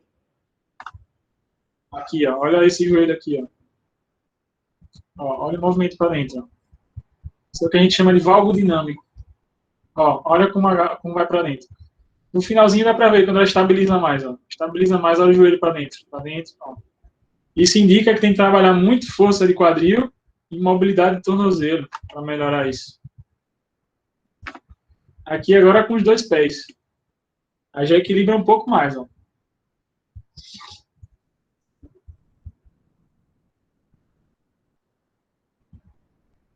Ok? Aqui só é mais um vídeo de plano corda. Mas tudo bem. Aqui outro. Parte cardio. Ensinar o cliente a fazer esse ritmo de movimento. Certo? Aqui uma amostra dos exercícios aí. Alguns exemplos de exercícios preventivos. Esse, se você ensina, tem outros mais. Mas para o cliente e cria uma sequência, um protocolo com ele, para ele, específico dele, já tende a melhorar muito. Perguntas até agora, pessoal? Ou tá tudo tranquilo? Como é que estamos aí? Quando eu digo tá tranquilo, é se estão conseguindo entender, tá dando para acompanhar. Sim, eu estou. Beleza, então. Então vamos seguir agora. Sim, prof, tá tranquilo. Beleza. Então agora, na sequência, o que é que eu vou mostrar para vocês? Vou mostrar esse raciocínio do exercício, só que voltado para pacientes que tenham dor de joelho, dor patelofemoral. Então agora, aparecendo aí para você, né? Deve estar aparecendo. Massa, né, Simone? Beleza. A ideia é de exercícios voltados para a dor patelofemoral. Então, são aqueles pacientes que têm dor no joelho, certo? Agora, esse material, eu vou mandar depois para vocês, né, esse slide, por exemplo. E aí, o que acontece? Né? Aquelas outras fotos a gente vai ver na prática, mas isso aqui eu mando para vocês. E aí, quando eu tenho um indivíduo que tem dor patelofemoral, dor no joelho, né? Ele é uma dor, deixa eu aumentar um pouco mais aqui. E se tiver baixinho aí, mas eu vou mandar esse material para você. Se tiver pequeno, né? É caracterizada como queixa dolorosa na região anterior do joelho. Começa de forma insidiosa, ou seja, pouquinha dor e vai aumentando. É uma dor que é comum na região lateral da patela. Também pode ser uma dor ao redor da patela ou por dentro da patela, que é retropatelar, por trás dela. E que aparece quando o indivíduo faz uma corrida, quando o indivíduo faz uma subir e descer de escadas, caminha na superfície inclinada, salta, agacha, tudo movimentos que a gente já veio falando algumas coisas, né? Ou fica sentado por um longo tempo. Em relação à etiologia dessa dor de joelho, dor patelofemoral, a causa, existem alguns fatores, nunca é um fator só. Então, tenho desde fatores locais a fatores distais. Fatores locais, como o do próprio joelho, fatores mais acima ou proximais, como influência do quadril e do tronco para problemas de joelho, e fatores mais distais, como problemas de tornozelo e pé. Podem ser fatores para essa dor patelofemoral aparecer. Então, nem sempre que você vai atender pacientes com problema de joelho, o foco está no joelho, ou deveria estar, né?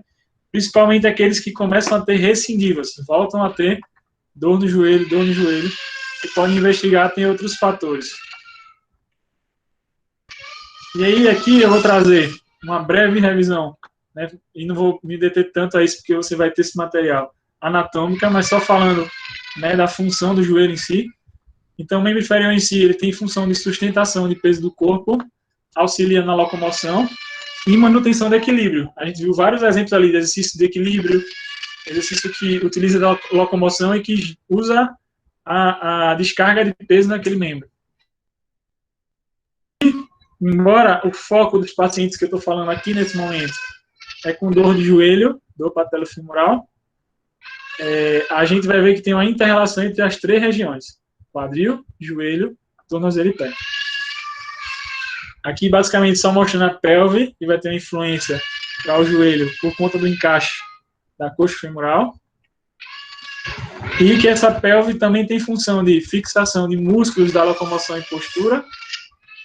E, internamente, vão conter os órgãos, as vísceras. E essas vísceras podem ter relação também com problemas do sistema musculoesquelético. Então, assim, aqui a gente está focando em patologias de ombro, de joelho, de pé e hoje de joelho, mas você vai ver que, em muitas vezes, os pacientes que têm problemas de órgãos, então, por exemplo, tem prisão de ventre, tem gastrite ou refluxo, tem problemas do sistema urinário, tem problemas desses órgãos específicos que podem também afetar a funcionalidade de membros inferiores. O quadril também tem relação com fixação de músculos do períneo, com aqueles clientes que têm incontinência, etc. Temos pelves diferentes, o formato para o homem e para a mulher. Aqui eu trouxe mais para exemplificar isso, o tipo diferente da pelve. A pelve do homem mais... a da mulher mais larga e mais aberta por conta do bebezinho, né, quando ela é gestante. Do homem um pouquinho diferente, né, mais estreito. Temos uma infinidade de fixações ligamentares, musculares e ósseas. Eu vou só passar rapidamente, mas a gente tem, né, o quadril ilho, isquio pubis, acetábulo, e temos as articulações, né, do quadril, do joelho e do tornozelo. Tudo isso eu estou só seguindo mais rápido, porque você subentende que você já viu. E temos uma intensidade de ligamentos aí também, né? Vários ligamentos, ó. Ligamentos relacionados do sacro com o ilíaco, do ilíaco com a lombar, e várias, né, opções aí que vocês já viram isso, por isso que eu estou seguindo. Mas quando você for estudar, dá uma revisada no assunto anatômico. Ligamento sacroilíaco interósseo, ligamento ilio-lombar, articulação sacroilíaca. Na região anterior do púbis também temos, né, relações aí, em alguns movimentos daqueles, vai estar estimulando o púbis, principalmente aquele Copenhagen, ou movimentos que trabalham o abdômen também pega, porque o púbis recebe fixação dos adutores e recebe fixação, né, e localização dos abdominais também. É muito comum ter os quadros de pubalgia ou pubeite, né, inflamação do púbis. E uma gama de sistema ligamentar, ligamento inguinal, membrana obturatória, ligamentos de sacro e cóccix, e no fêmur, né, coxo femoral, para chegar no joelho, a gente também tem movimentos amplos, o quadril consegue mover em flexão, extensão, adução, abdução, rotação interna e externa, circundução. Ó, temos ligamentos também nutrindo essa cabeça do fêmur. Vários ligamentos aí também ao redor, ilho femoral, isquio femoral, pulbo femoral. E chegamos propriamente para o joelho. Então, o joelho, ele vai ter, né, uma articulação entre fêmur e tíbia, chamado fêmuro-tibial, que é do tipo condilar, ou seja, os côndilos do fêmur se articulam com os côndilos da tíbia, e entre eles a gente tem os meniscos, e uma articulação entre a patela e o fêmur, chamado fêmur patelar, que é do tipo plana, porque a patela vai deslizar sobre o fêmur a cada movimento de flexão e extensão. Então, movimentos de flexão e extensão, e também o joelho faz movimentos de rotação interna e externa. Toda vez que o paciente faz flexão, flexão tem muita relação com rotação interna. E quando o paciente faz extensão, extensão tem relação com rotação externa. E aqui uma imagem para você ver como que a patela desliza na superfície lá do fêmur. Quando essa patela está, por algum motivo, normalmente por tensão do quadríceps, ela está mais medializada ou mais lateralizada, é quando a gente tem os quadros de condromalácia ou condropatia, que os clientes, né, têm dor e tudo mais. Temos uma intensidade de ligamentos também, desde ligamento patelar, a retináculos, medial e lateral, a ligamento colateral fibular e colateral tibial, ou medial e lateral, que é a mesma coisa, a meniscos e a ligamentos também, menisco medial e lateral, e os cruzados, cruzado anterior, posterior, né? Tudo isso subentendo, mais uma vez, vocês já viram. Por isso que eu estou indo mais rápido. Mas está tudo aí.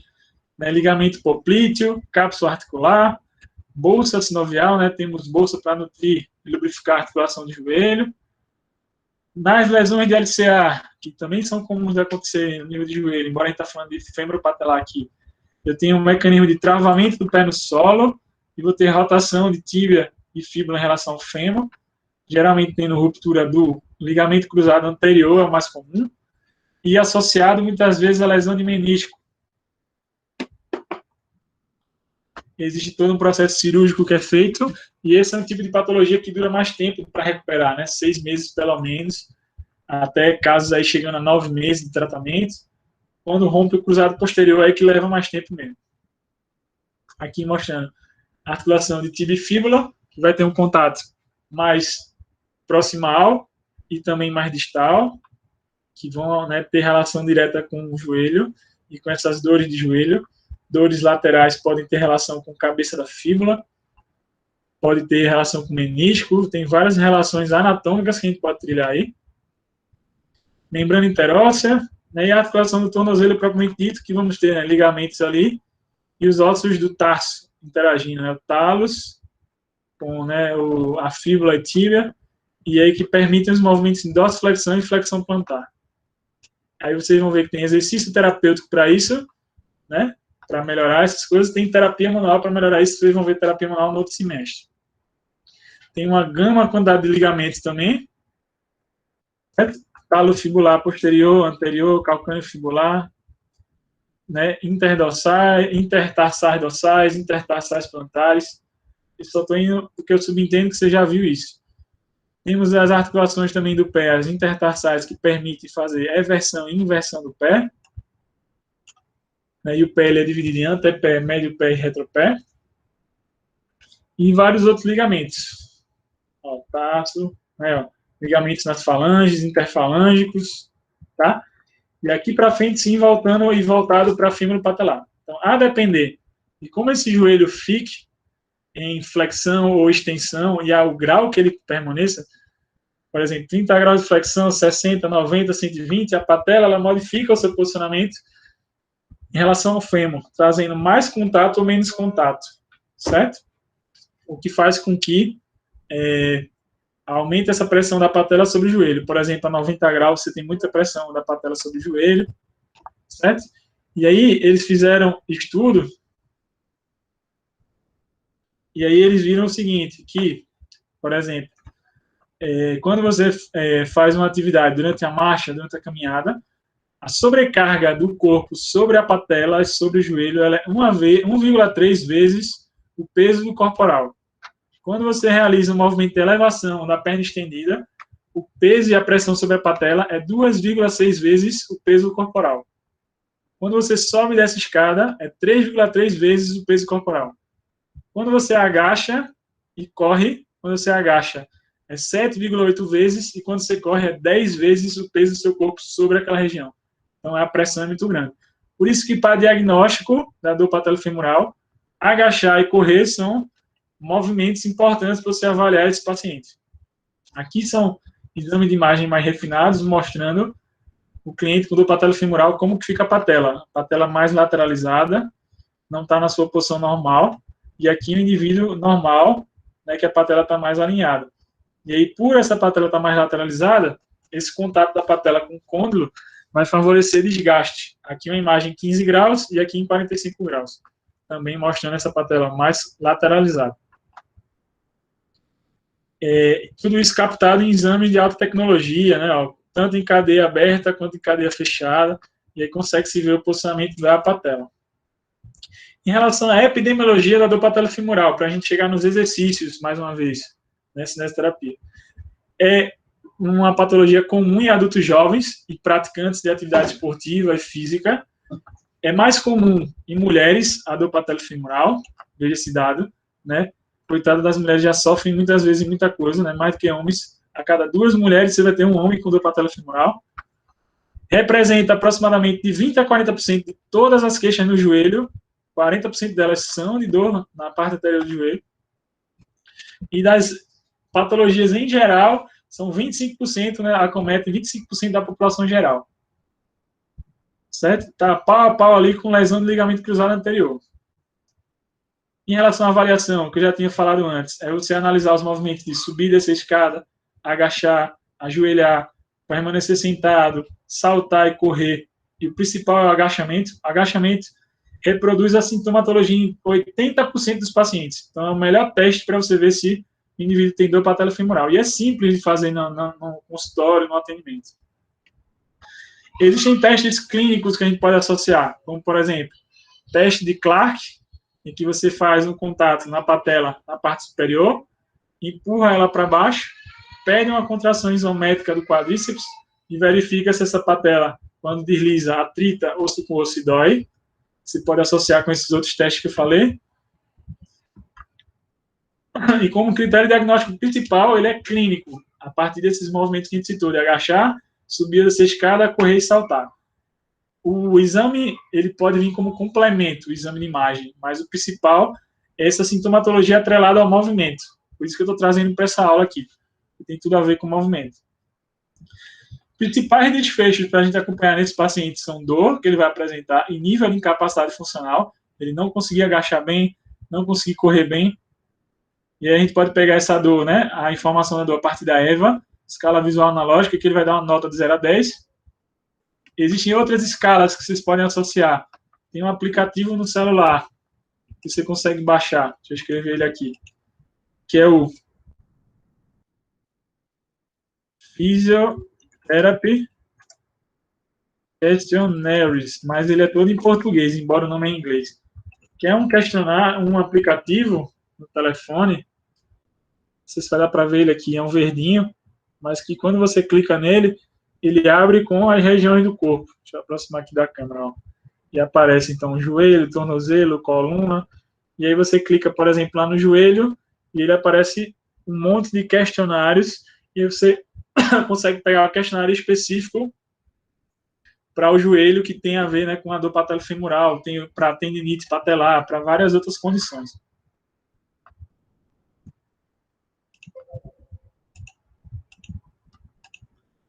Espero que tenha dado para ver aí o aplicativo, mas eu coloquei no chat o nome. É Fisioterapia Questionários, a gente pode usar. E lá o paciente vai responder umas perguntas. Ao final, essas perguntas aparece, né, um scorezinho, um resultado, trazendo o grau de incapacidade do cliente. O resultado que dá lá mostra se esse cliente está com a incapacidade muito grave, moderada ou leve. Aqui outro exemplo de questionário também. Aqui um estudo desse ano, 2020, em que eles fizeram a associação dos exercícios com uma bandagem rígida, com tape no joelho, e viram que a conclusão desse trabalho, né, que está aqui, é que os participantes que fizeram uso da bandagem, né, da fita, houve uma melhora adicional além do exercício.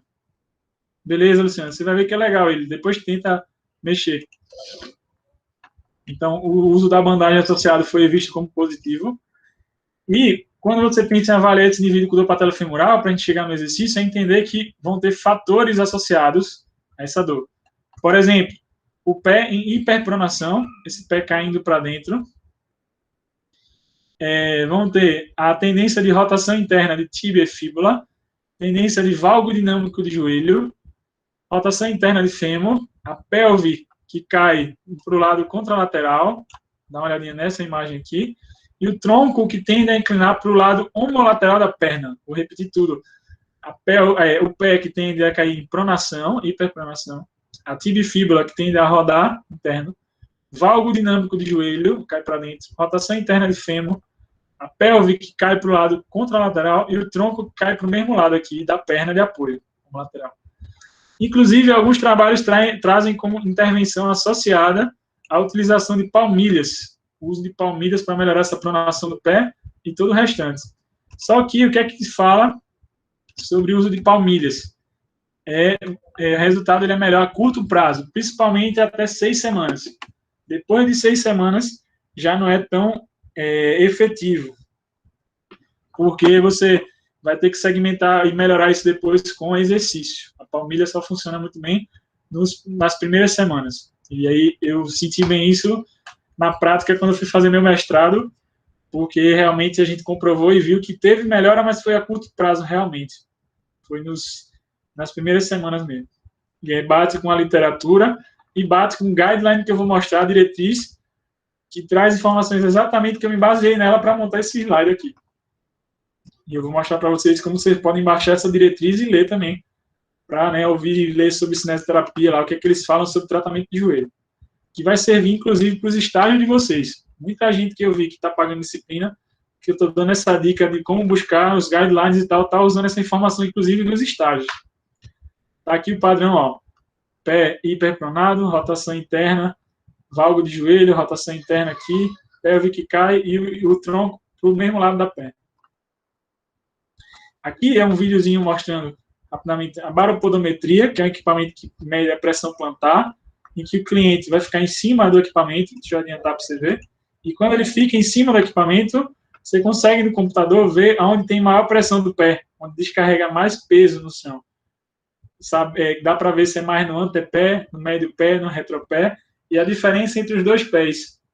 Se descarrega mais pressão na perna direita, na esquerda, no pé direito ou esquerdo. Consegue captar na baropodometria tanto de forma estática quanto de forma dinâmica. Veja que a cliente aqui agora vai passar sobre a plataforma e vai aparecer o gráfico aqui também no computador do fisioterapeuta.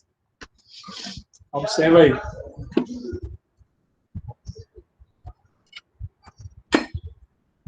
Ó, e aparece lá, deixa eu repetir. Ó, vai aparecer aqui no... Agora passa, ó. Aparece a imagem no computador também. Então, capta de forma dinâmica e estática. Outro videozinho mostrando. Fatores locais que a gente tem. Então, o que é que a gente sabe que eu preciso trabalhar como exercício terapêutico e fortalecimento desse indivíduo que tem dor anterior de joelho? Primeiro de tudo, fortalecimento e ativação do quadríceps femoral. Então, o paciente que tem dor anterior de joelho, ele tem fraqueza do quadríceps.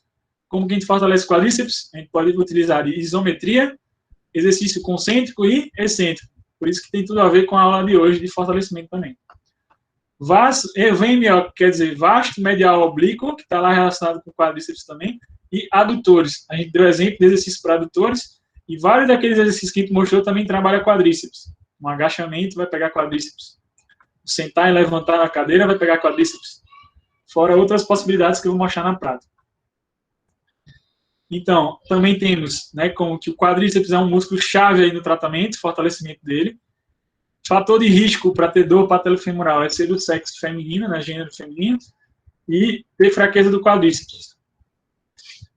Aqui, só dizendo exatamente o que eu mostrei naquela imagem, aqui, ó, essa imagem aqui, tem exatamente o que eu coloquei escrito, né, o que na verdade está escrito aqui depois, que é inclinação do tronco para o lado homolateral de apoio, queda da pelve, hiperpronação do pé, valgo dinâmico, tudo que eu já citei lá.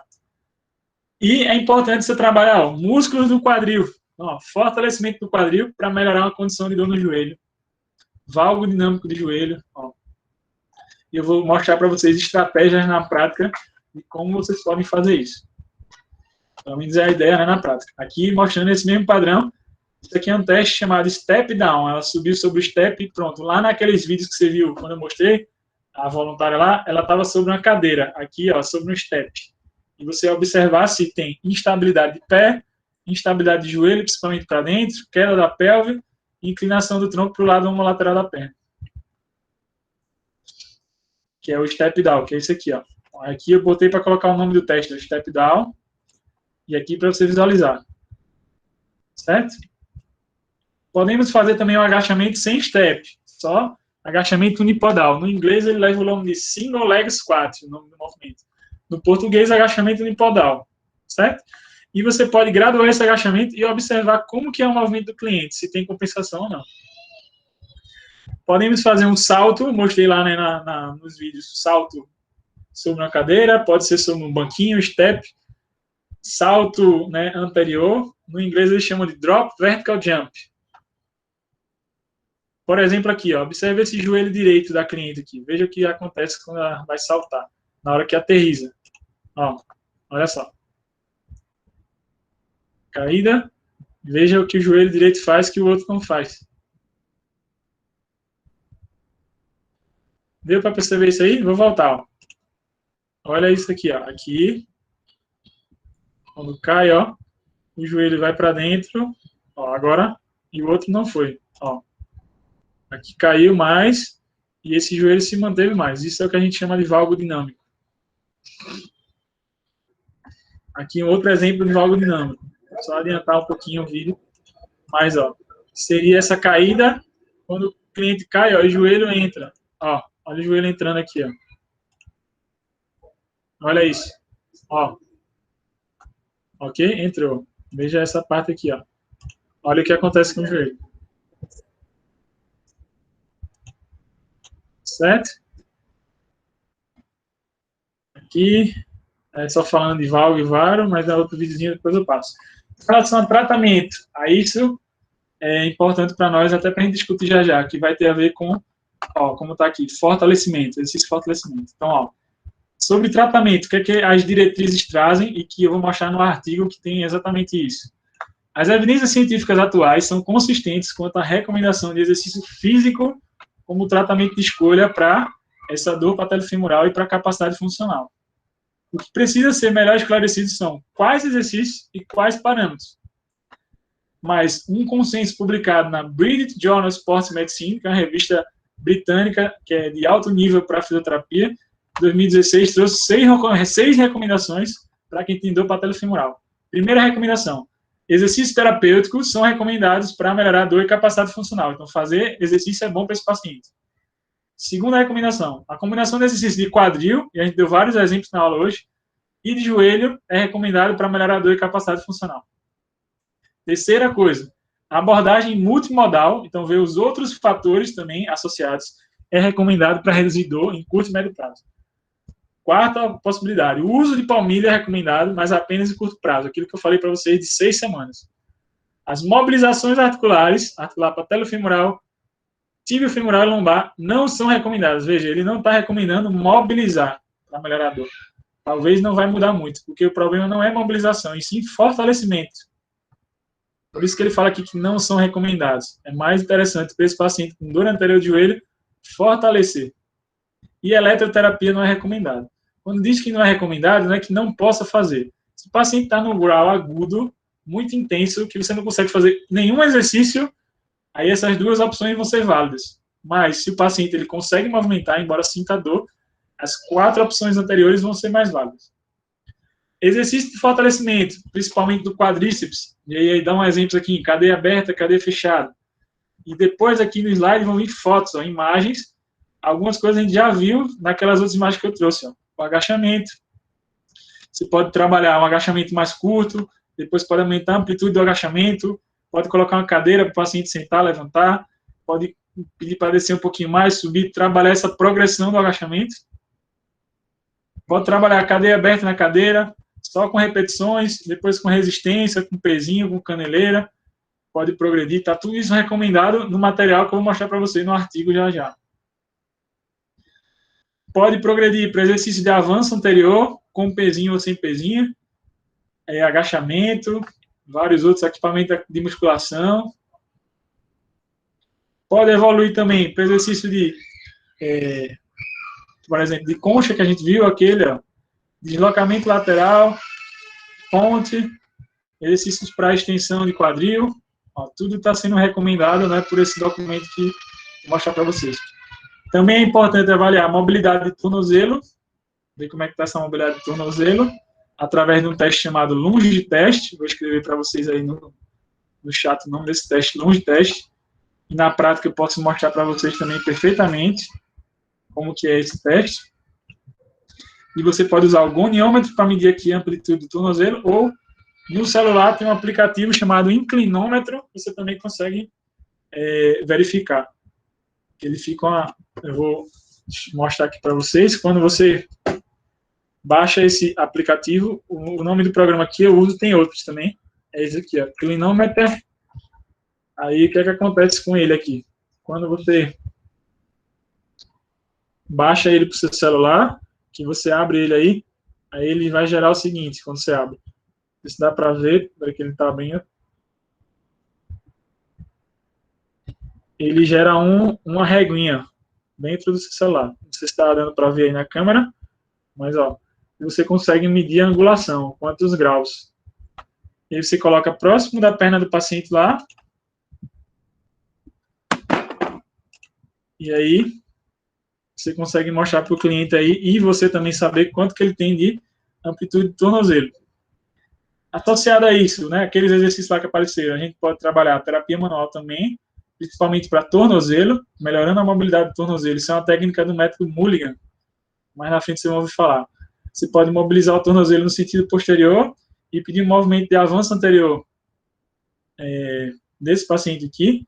Lembra no artigo lá que eu mostrei do CrossFit, por exemplo, tinha a mesma ideia do exercício, só que em vez da mão do terapeuta aqui, era uma faixa elástica aqui, nesse sentido para cá, puxando o pé do paciente e o paciente fazendo o movimento para frente. Vou mostrar também numa prática depois.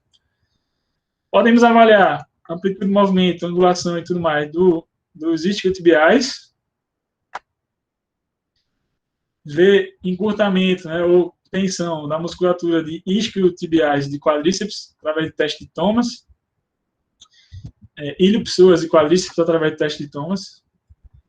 Lateralmente, o teste de Ober, a gente consegue ver o trato iliotibial, a banda lateral do joelho também, da perna. E trabalhar com estabilização e com alguns exercícios daqueles que a gente mostrou no início. Tudo isso ajuda essa dor patelofemoral. Perguntas, pessoal, até agora? Perguntas? Não? Também botou tranquilo. Mais uma vez, como que eu consigo informações sobre isso, né? Sobre dor patelofemoral. Eu gosto desse exemplo já na base, porque, no período de sextão, vocês já conseguirem fazer essa pesquisa que eu mostro aqui, fica mais fácil quando você estiver lá na frente. Então, por exemplo, ó, TCC e tudo mais. Mas já ajudando agora. Aparece essa tela aqui para vocês? Sim ou não? Internet? Sim. Sim. Sim. Você vai botar lá o tradutor, como sempre, para facilitar, né? Quem tiver dificuldade com inglês. E você vai ir diretamente para uma página chamada Jospit, que é uma página de ortopedia, né, de fisioterapia americana. É um dos sites de referência para a gente de fisioterapia, principalmente nos Estados Unidos, e que se usa no mundo todo. Você publicar nessa revista é muito importante para quem publica nela. E aí ela tem uma abazinha de guidelines, ó, guidelines, tá vendo? Que guideline no inglês, para o português, quer dizer diretrizes. E quando você clica, logo no início já tem aqui, ó, patellofemoral pain, que é essa dor patellofemoral. E foi do ano passado, que bate exatamente com as informações, e o slide que eu montei foi baseado nesse material, que você pode baixar e ler e aprofundar mais. Ele geralmente não é um PDF gratuito, ó, você clica aqui em PDF, e ele já abre o artigo. Se não, você tem como ir pelo SciHub, que é outra página que você consegue baixar. E ele dá para a gente o material completo. Professor? Oi, pode falar. Você sabe Oi, também que o Google Tradutor, indo lá, tem como ele traduzir o documento todo, se tiver baixado no computador? Acredito que sim, tem sim, né? Como baixar, traduzir. Sim. E aí ele traduz E aí, em vez claro, de você pode tentar dessa forma. Cuidado só que nem tudo ele traduz assim no português que realmente fica claro. Você vai ter que entender o contexto, né? Tá muito melhor o tradutor, já foi pior. Mas você precisa, assim, dá para você entender o todo, né, o geral. Mas às vezes a tradução ele pega ao pé da letra e não sai com muito sentido. Mas você consegue, como você deu a dica aí, no Google Tradutor traduzir, tem outros programas que você consegue traduzir também o documento completo. Se tiver dificuldade, não tem problema, vai jogando no Google Tradutor a parte do trecho que você está lendo também dá no mesmo. Nesse material aqui, por exemplo, que é o Guideline ou Diretriz, e você vai ver que nos estágios os professores vão pegar, principalmente traumato de outras áreas, ele geralmente vem com a parte inicial de resumo de recomendações, então das principais recomendações sobre diagnóstico, sobre classificação, sobre exame físico, sobre intervenções, e diz exatamente o que fazer e o que não fazer. E depois, durante o texto todo, ele vai aprofundando mais sobre intervenção, sobre diagnóstico e mais informações. Mas vamos lá, de resumo geral. Ó, diagnóstico, só para você entender. Veja se não foi o que a gente falou no início daquele slide da aula. Ó. Os profissionais de saúde devem usar a reprodução da dor retropatelar ou peripatelar durante o agachamento como teste diagnóstico para a dor patelofemoral. Eu falei isso na aula para vocês. Aí está aqui também, ó, diagnóstico usando os seguintes critérios: presença de dor, redução de dor, com agachamento, né, ou reprodução de dor, subir e descer escada, sentar por tempo prolongado, tudo isso eu falei também lá, que pode estar relacionado a essa dor. E aí tem a relação com o diagnóstico. Classificação, aí vamos sobre intervenções. Exercício terapêutico, que é algo que a gente está falando, né, cinesioterapia. Olha o que eles recomendam sobre cinesioterapia. Que aí está nesse material e vale a pena ler, né? Já que eu falei sobre isso hoje. Eu posso mandar ele para vocês juntamente com o slide. Ó, os profissionais de saúde devem incluir terapia por exercícios de combinação, com exercícios direcionados ao quadril, e a gente falou disso, e joelho, para reduzir dor e melhorar os resultados relatados pelo paciente. Ó, trabalhar a musculatura do quadril, posterolateral, exercícios como agachamento resistido, com ou sem sustentação de peso, extensão de joelho. Tá tudo aqui, ó. Exercícios direcionados para o quadril. Em alguma parte que ele também fala do quadríceps especificamente. Aí tem a orientação sobre bandagem, ó, taping, sobre órtese, por exemplo, ó, foot órtese, órtese para os pés, palmilha. Olha o que ele fala de palmilha.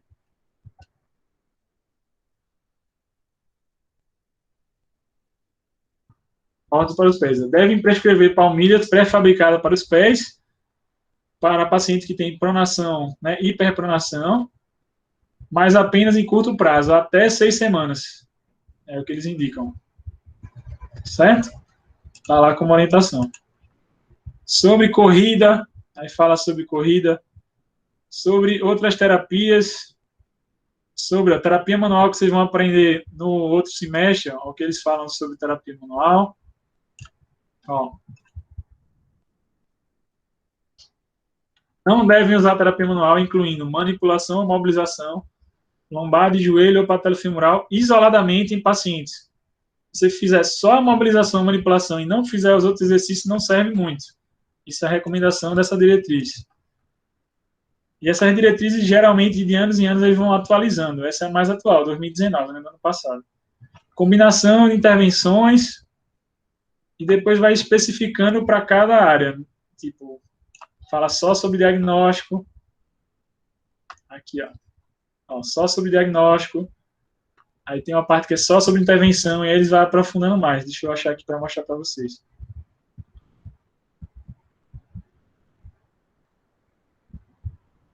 Aqui, ó, intervenções.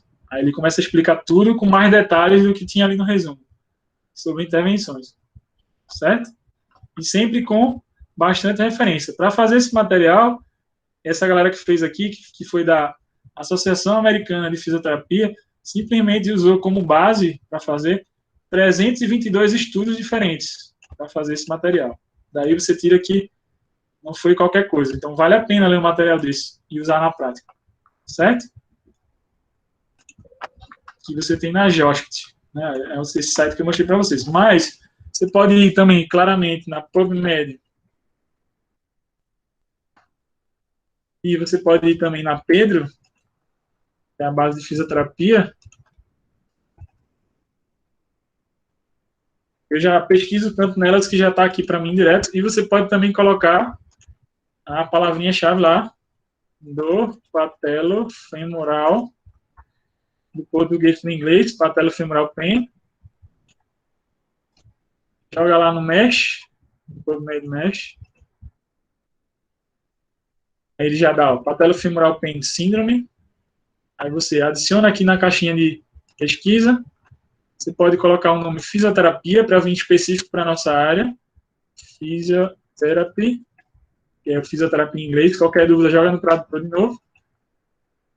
Você coloca junto aqui, ó, Physiotherapy, modalidades e especialidade. Adiciona e bota para pesquisar.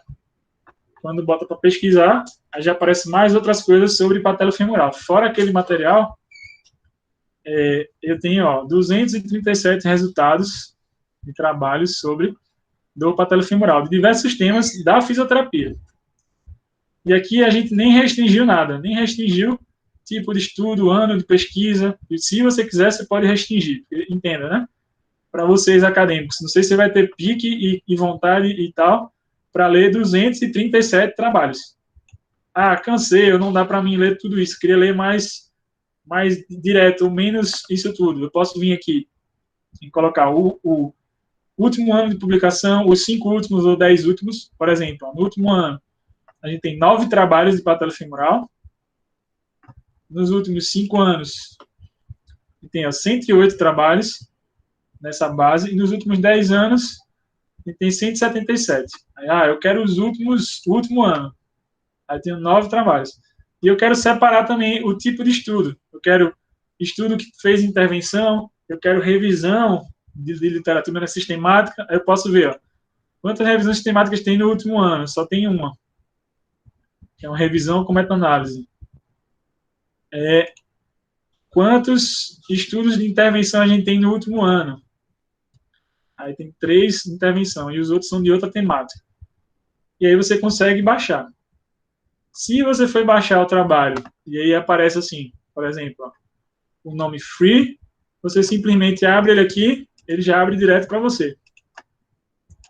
É só você procurar o nome PDF aqui, ó, procura o nome free, clica nele, ele já vai dar aqui, ó, PDF, e ele já dá o texto completo, sem gastar nada, e você já abriu. E esse é de 2019.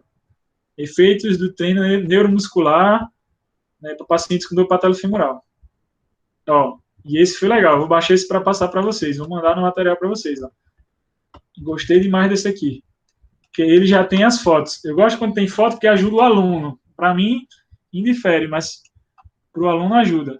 Ó, esse trabalho foi feito por brasileiros, tá? Ó, 2019. Ó, Natália Camin, Manuel de Castro, ó. Deixa eu ver de onde foi esse trabalho aqui. Ó, Universidade Federal de Uberlândia. Certo?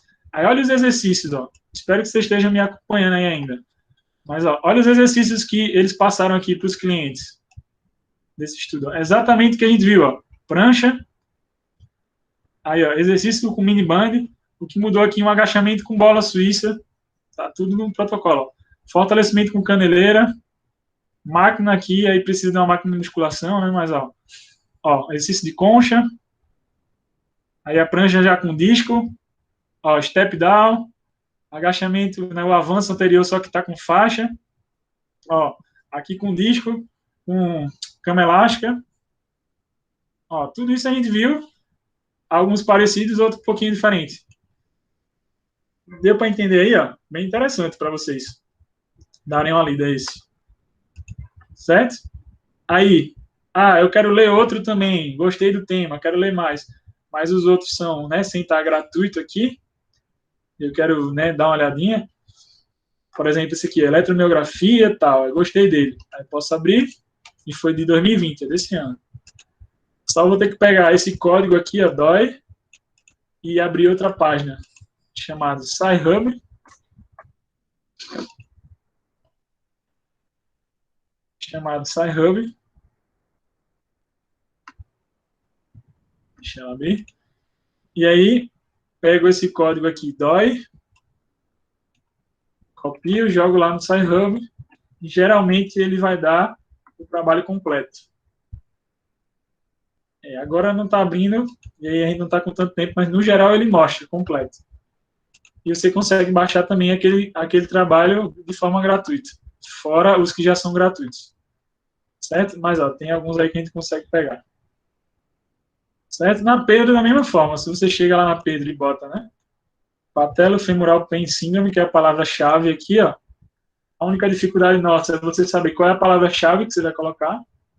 Você coloca lá, patelo-femoral pain. Se não quiser botar filtro nenhum, não precisa. Mas você pode colocar, por exemplo, se é um trabalho de músculo esquelética, de ortopedia, de esportes. Você pode colocar se é um guideline, se é uma revisão sistemática, ensaio clínico, que seja. Você pode botar o ano de publicação. Vou botar nos últimos 5 anos para a gente ver. E eu boto para pesquisar. Também aparecem algumas coisas aí, ó. Revisões sistemáticas. Ó, primeiro tudo revisão. Deixa eu ver mais. Aí só depois eles colocam os estudos clínicos, ó. São estudos de intervenção. O que é legal da Pedro é que ele bota dos melhores para os piores, ó. Melhor nota para as piores. E botam primeiras revisões.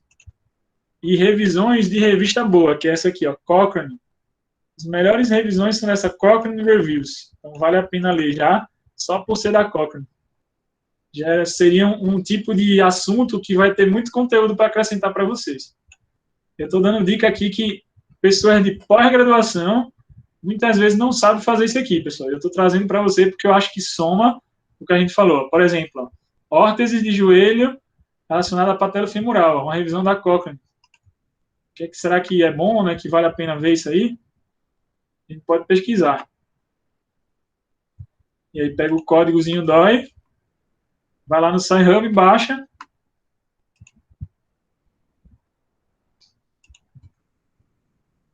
E pega. Algumas vezes a Cochrane ela deixa livre para você abrir. Você clica lá, pega e ele já deixa, tipo, baixar. Tem situações que não baixa todo. Mas ó, aqui eu acho que vai abrir. Esse abriu todo, ó. 54 páginas. E tem como você baixar o PDF também. Eu vou salvar aqui para mandar para vocês também junto com o outro. Quem quiser, né, dar uma olhada depois, também lê, tá? Aí essa aqui, ó, já são 54 páginas, é um pouquinho maior. E, deixa eu abrir mais para vocês, eles trazem assim, ó, nesse aqui, Cochrane, umas tabelas de sumário, ó, com as principais coisas que eles viram, ó, relacionada a melhora de dor, melhora funcional, o que viu de melhor, aonde que viu, se a evidência é boa ou ruim. Tem tudo aqui, ó. Veja que deu aqui, por exemplo, ó, E como a amiga falou, tem como traduzir, né? Tipo, na internet você consegue traduzir, mas aqui deu, ó, very low, very low. Isso quer dizer que é muito ruim essa informação. Então, quer dizer que o uso de órtese para joelho não é muito bom. É tipo meio que placebo. Você usar ou não usar, não vai fazer diferença. Está trazendo aqui a informação do trabalho. Certo? Deu para entender isso aqui, pessoal? Sim ou não? E perguntas aí. É claro, vai ficar muito mais claro na prática, quando a gente começar a fazer. Mas veja que pesquisei um trabalho ali bem interessante, ó, já tinha os exercícios. Já vou até utilizar em aulas minhas aquele artigo ali. E já tem exemplos que servem, né, para a nossa prática. Valeu? Alguma pergunta aí a mais disso? Tá tudo tranquilo? Como é que estamos? Que aí eu vou passar agora para vocês esses dois artigos, o slide, né, o material lá para o grupo. E aí vou, né, acertar lá para a gente semana que vem ter nossa prática. Mas tudo indica que sim, né? Normalmente consigo marcar, não vai ter problema. Se tiver problema, eu aviso antes, mas já se programem para a semana que vem ser aula prática, né, nossa, uma prática sobre fortalecimento, que a gente está falando aqui, antes da nossa prova na outra semana. Ok? Combinado, pessoal? Agora eu queria ver se vocês têm perguntas ou dúvidas de alguma coisa, ou está tudo bem mesmo. Porque agora não tem pergunta nenhuma, tá ótimo. Só espero que na prova não surja dúvidas e perguntas. Mas para isso, se vocês estão estudando direitinho, estão pegando tudo, cada aula, você não vai ter dúvida ou vai ser tranquilo a prova. Agora, quem ainda não, tem tempo ainda. Aproveita e corre atrás disso. Certo? Então, já que não está tendo perguntas nem dúvidas, acho que dá para a gente finalizar aqui a gravação.